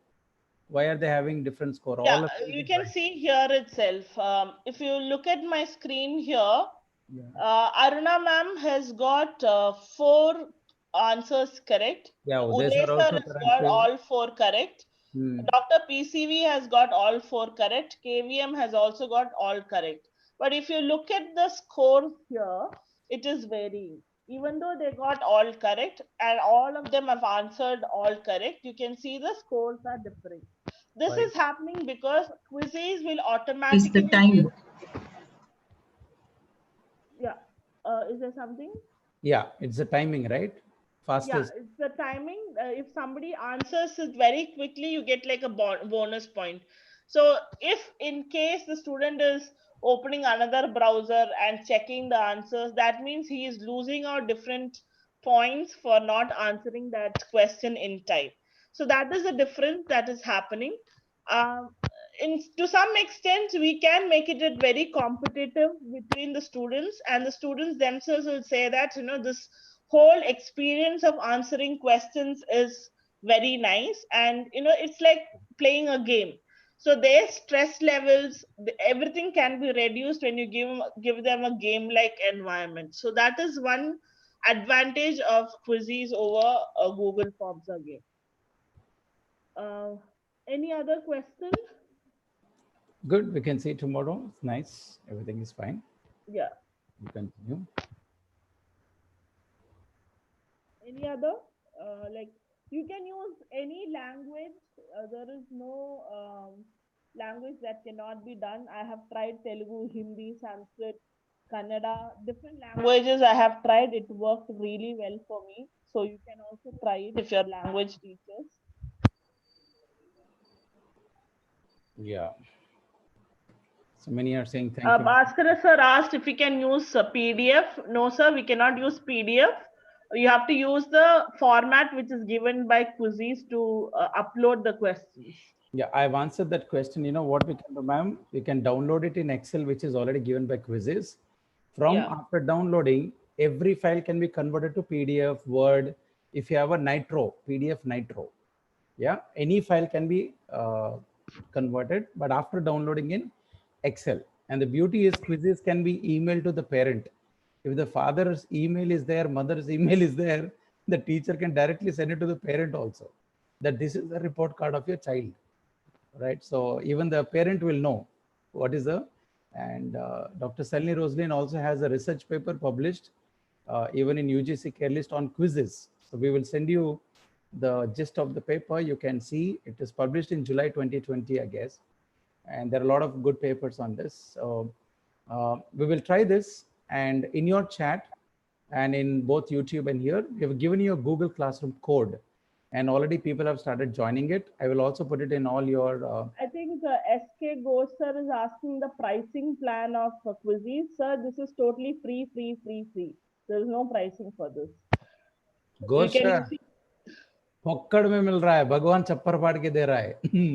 Free, एकदम free. Yeah, we will use it. Yes, good. That's a good question. You know, yeah. So let's go there. I'm closing up here and sharing the screen.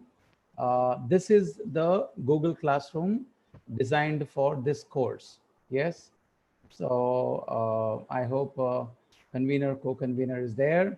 And this is the code GNZLSDE. It's already posted, but again, I will post it in all the WhatsApp groups. Is it okay?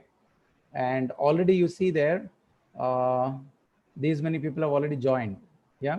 So we request all of you to join in this, because all the notes subject to subject, every subject, whatever you're teaching, that's maths, psychology, sociology, political science, English, geography, whatever, all right, we are going to put it here in the Google Classroom.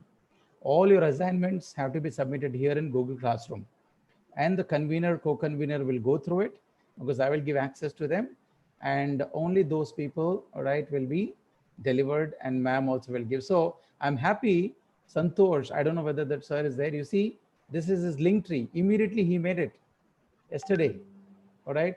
Beautifully, he made chemistry encyclopedia, atoms, definition, periodic table, and his Facebook.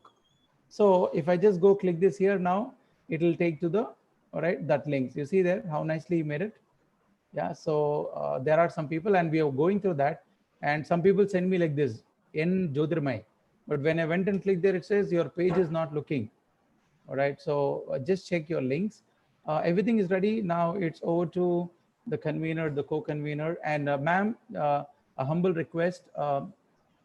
From tomorrow and day after, it's going to be half an hour extra. For example, 4 to 6:30 p.m. because tomorrow we have 2 speakers, international speakers, both very high versatile in UK and in Sri Lanka. All right, so they're collaborating it, and then we have tools to tell. All right, so even on Sunday, it's going to be again somebody from UK on research because our conference also has research. And tonight, I'm going to put more than 100 tools on your WhatsApp group and Google Classroom, more than 100 tools on research and teaching. It's up to you what you want to take it, because in buffet, you won't eat everything how much ever you want. You'll eat little by little. So see all the tools, whatever you want, and take it and make the best use of it. I really want to thank the conveners, and my humble request, if after 6 p.m., if your charge is getting low, if your internet is getting over, if your grandfather has come, if your father-in-law has come, if you want to leave, you're most welcome to leave without putting any message in the chat. You cannot put a message saying stop the meeting, we are getting late. Nobody is catching you from the bottom and then ask you to stop. All right, you can leave anytime because the whole video is there on the YouTube. Am I right, convener, co-convener?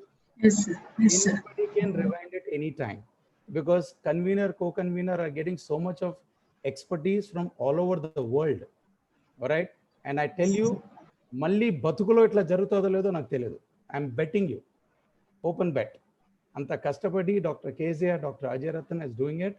So let us make the best use of it. But I respect your timing. If you have any urgent work, please leave. Nothing wrong, because everybody will get certificate. Everybody is getting notes. You saw how versatile we're giving all the links. WhatsApp, here, there. Yes or no? So please take care. And from tomorrow, it's going to be 4 to 6:30 p.m. for international timing reason, time zone. Okay, cool. So Kezia madam, over to you. Dr. Ajay, over to you. Unmute. Sir, thank you, sir. Thank you for a wonderful session today. I hope all the participants have gained some knowledge, more knowledge. Really, Steve Kovilo, Professor Sir, Steve Kovilo's session is wonderful, marvelous. We can't, I mean, I don't have any words to say also. And Rosalina ma'am has given a nice picture of how to catch our students really by placing the quiz and giving the time for them, how to make the time, and giving also the bonus points. We simply say that is yes or no, means correct or wrong. But here the points and the bonus points, again the open source. So it is a wonderful lecture and wonderful presentation, and it's today is a fruitful day. One of the fruitful day. I think all the participants have gone through this, and I really thank our Honorable Vice Chancellor for giving me this opportunity. I also thank you personally after asking quickly, respecting our request and accepting our request for organizing this event. I thank everyone all through the days, coming all over from different countries, coming here and giving their data, giving their valuable information to all of us. And I also suggest or give some suggestions to our participants. So you too go and share your knowledge to your co-fellows or co-lecturers who are not joined today. And really, it is a blessed evening, I think so, for those who are here. Where is 924 registration and where are 350 participants? So it's really a blessed evening for them, for knowing more knowledge and for gaining more knowledge and being with us. Thank you, sir. Thank you for all of us taking all the pain. Thank you very much. All right, Dr. Ajay Rathanan, closing remarks, please. You can give thanks. Your voice is not heard, sir. You're unmute, but your voice we are not able to hear.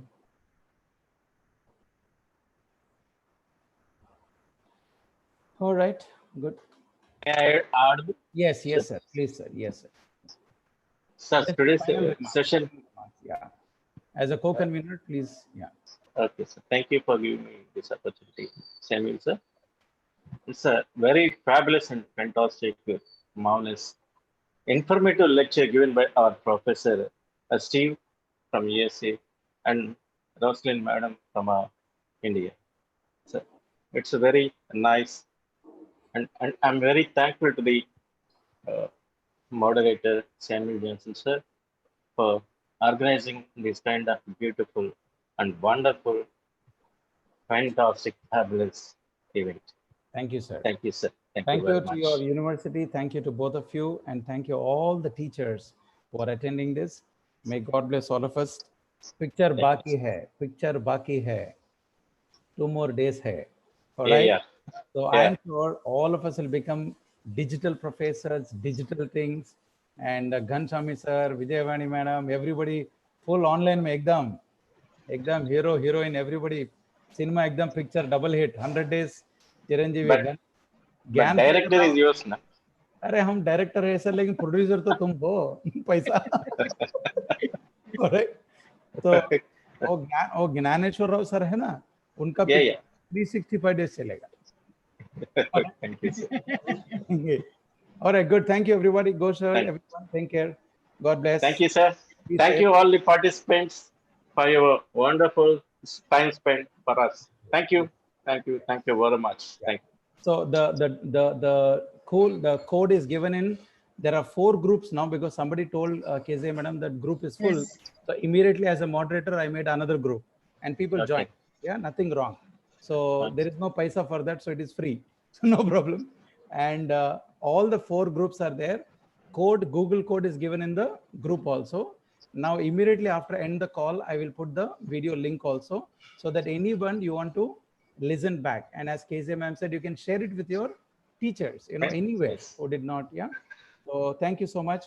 From tomorrow, 4 p.m. to 6:30 p.m. The reason is time zone for UK and Sri Lanka and India, plus subject wise. Many people requested subject wise.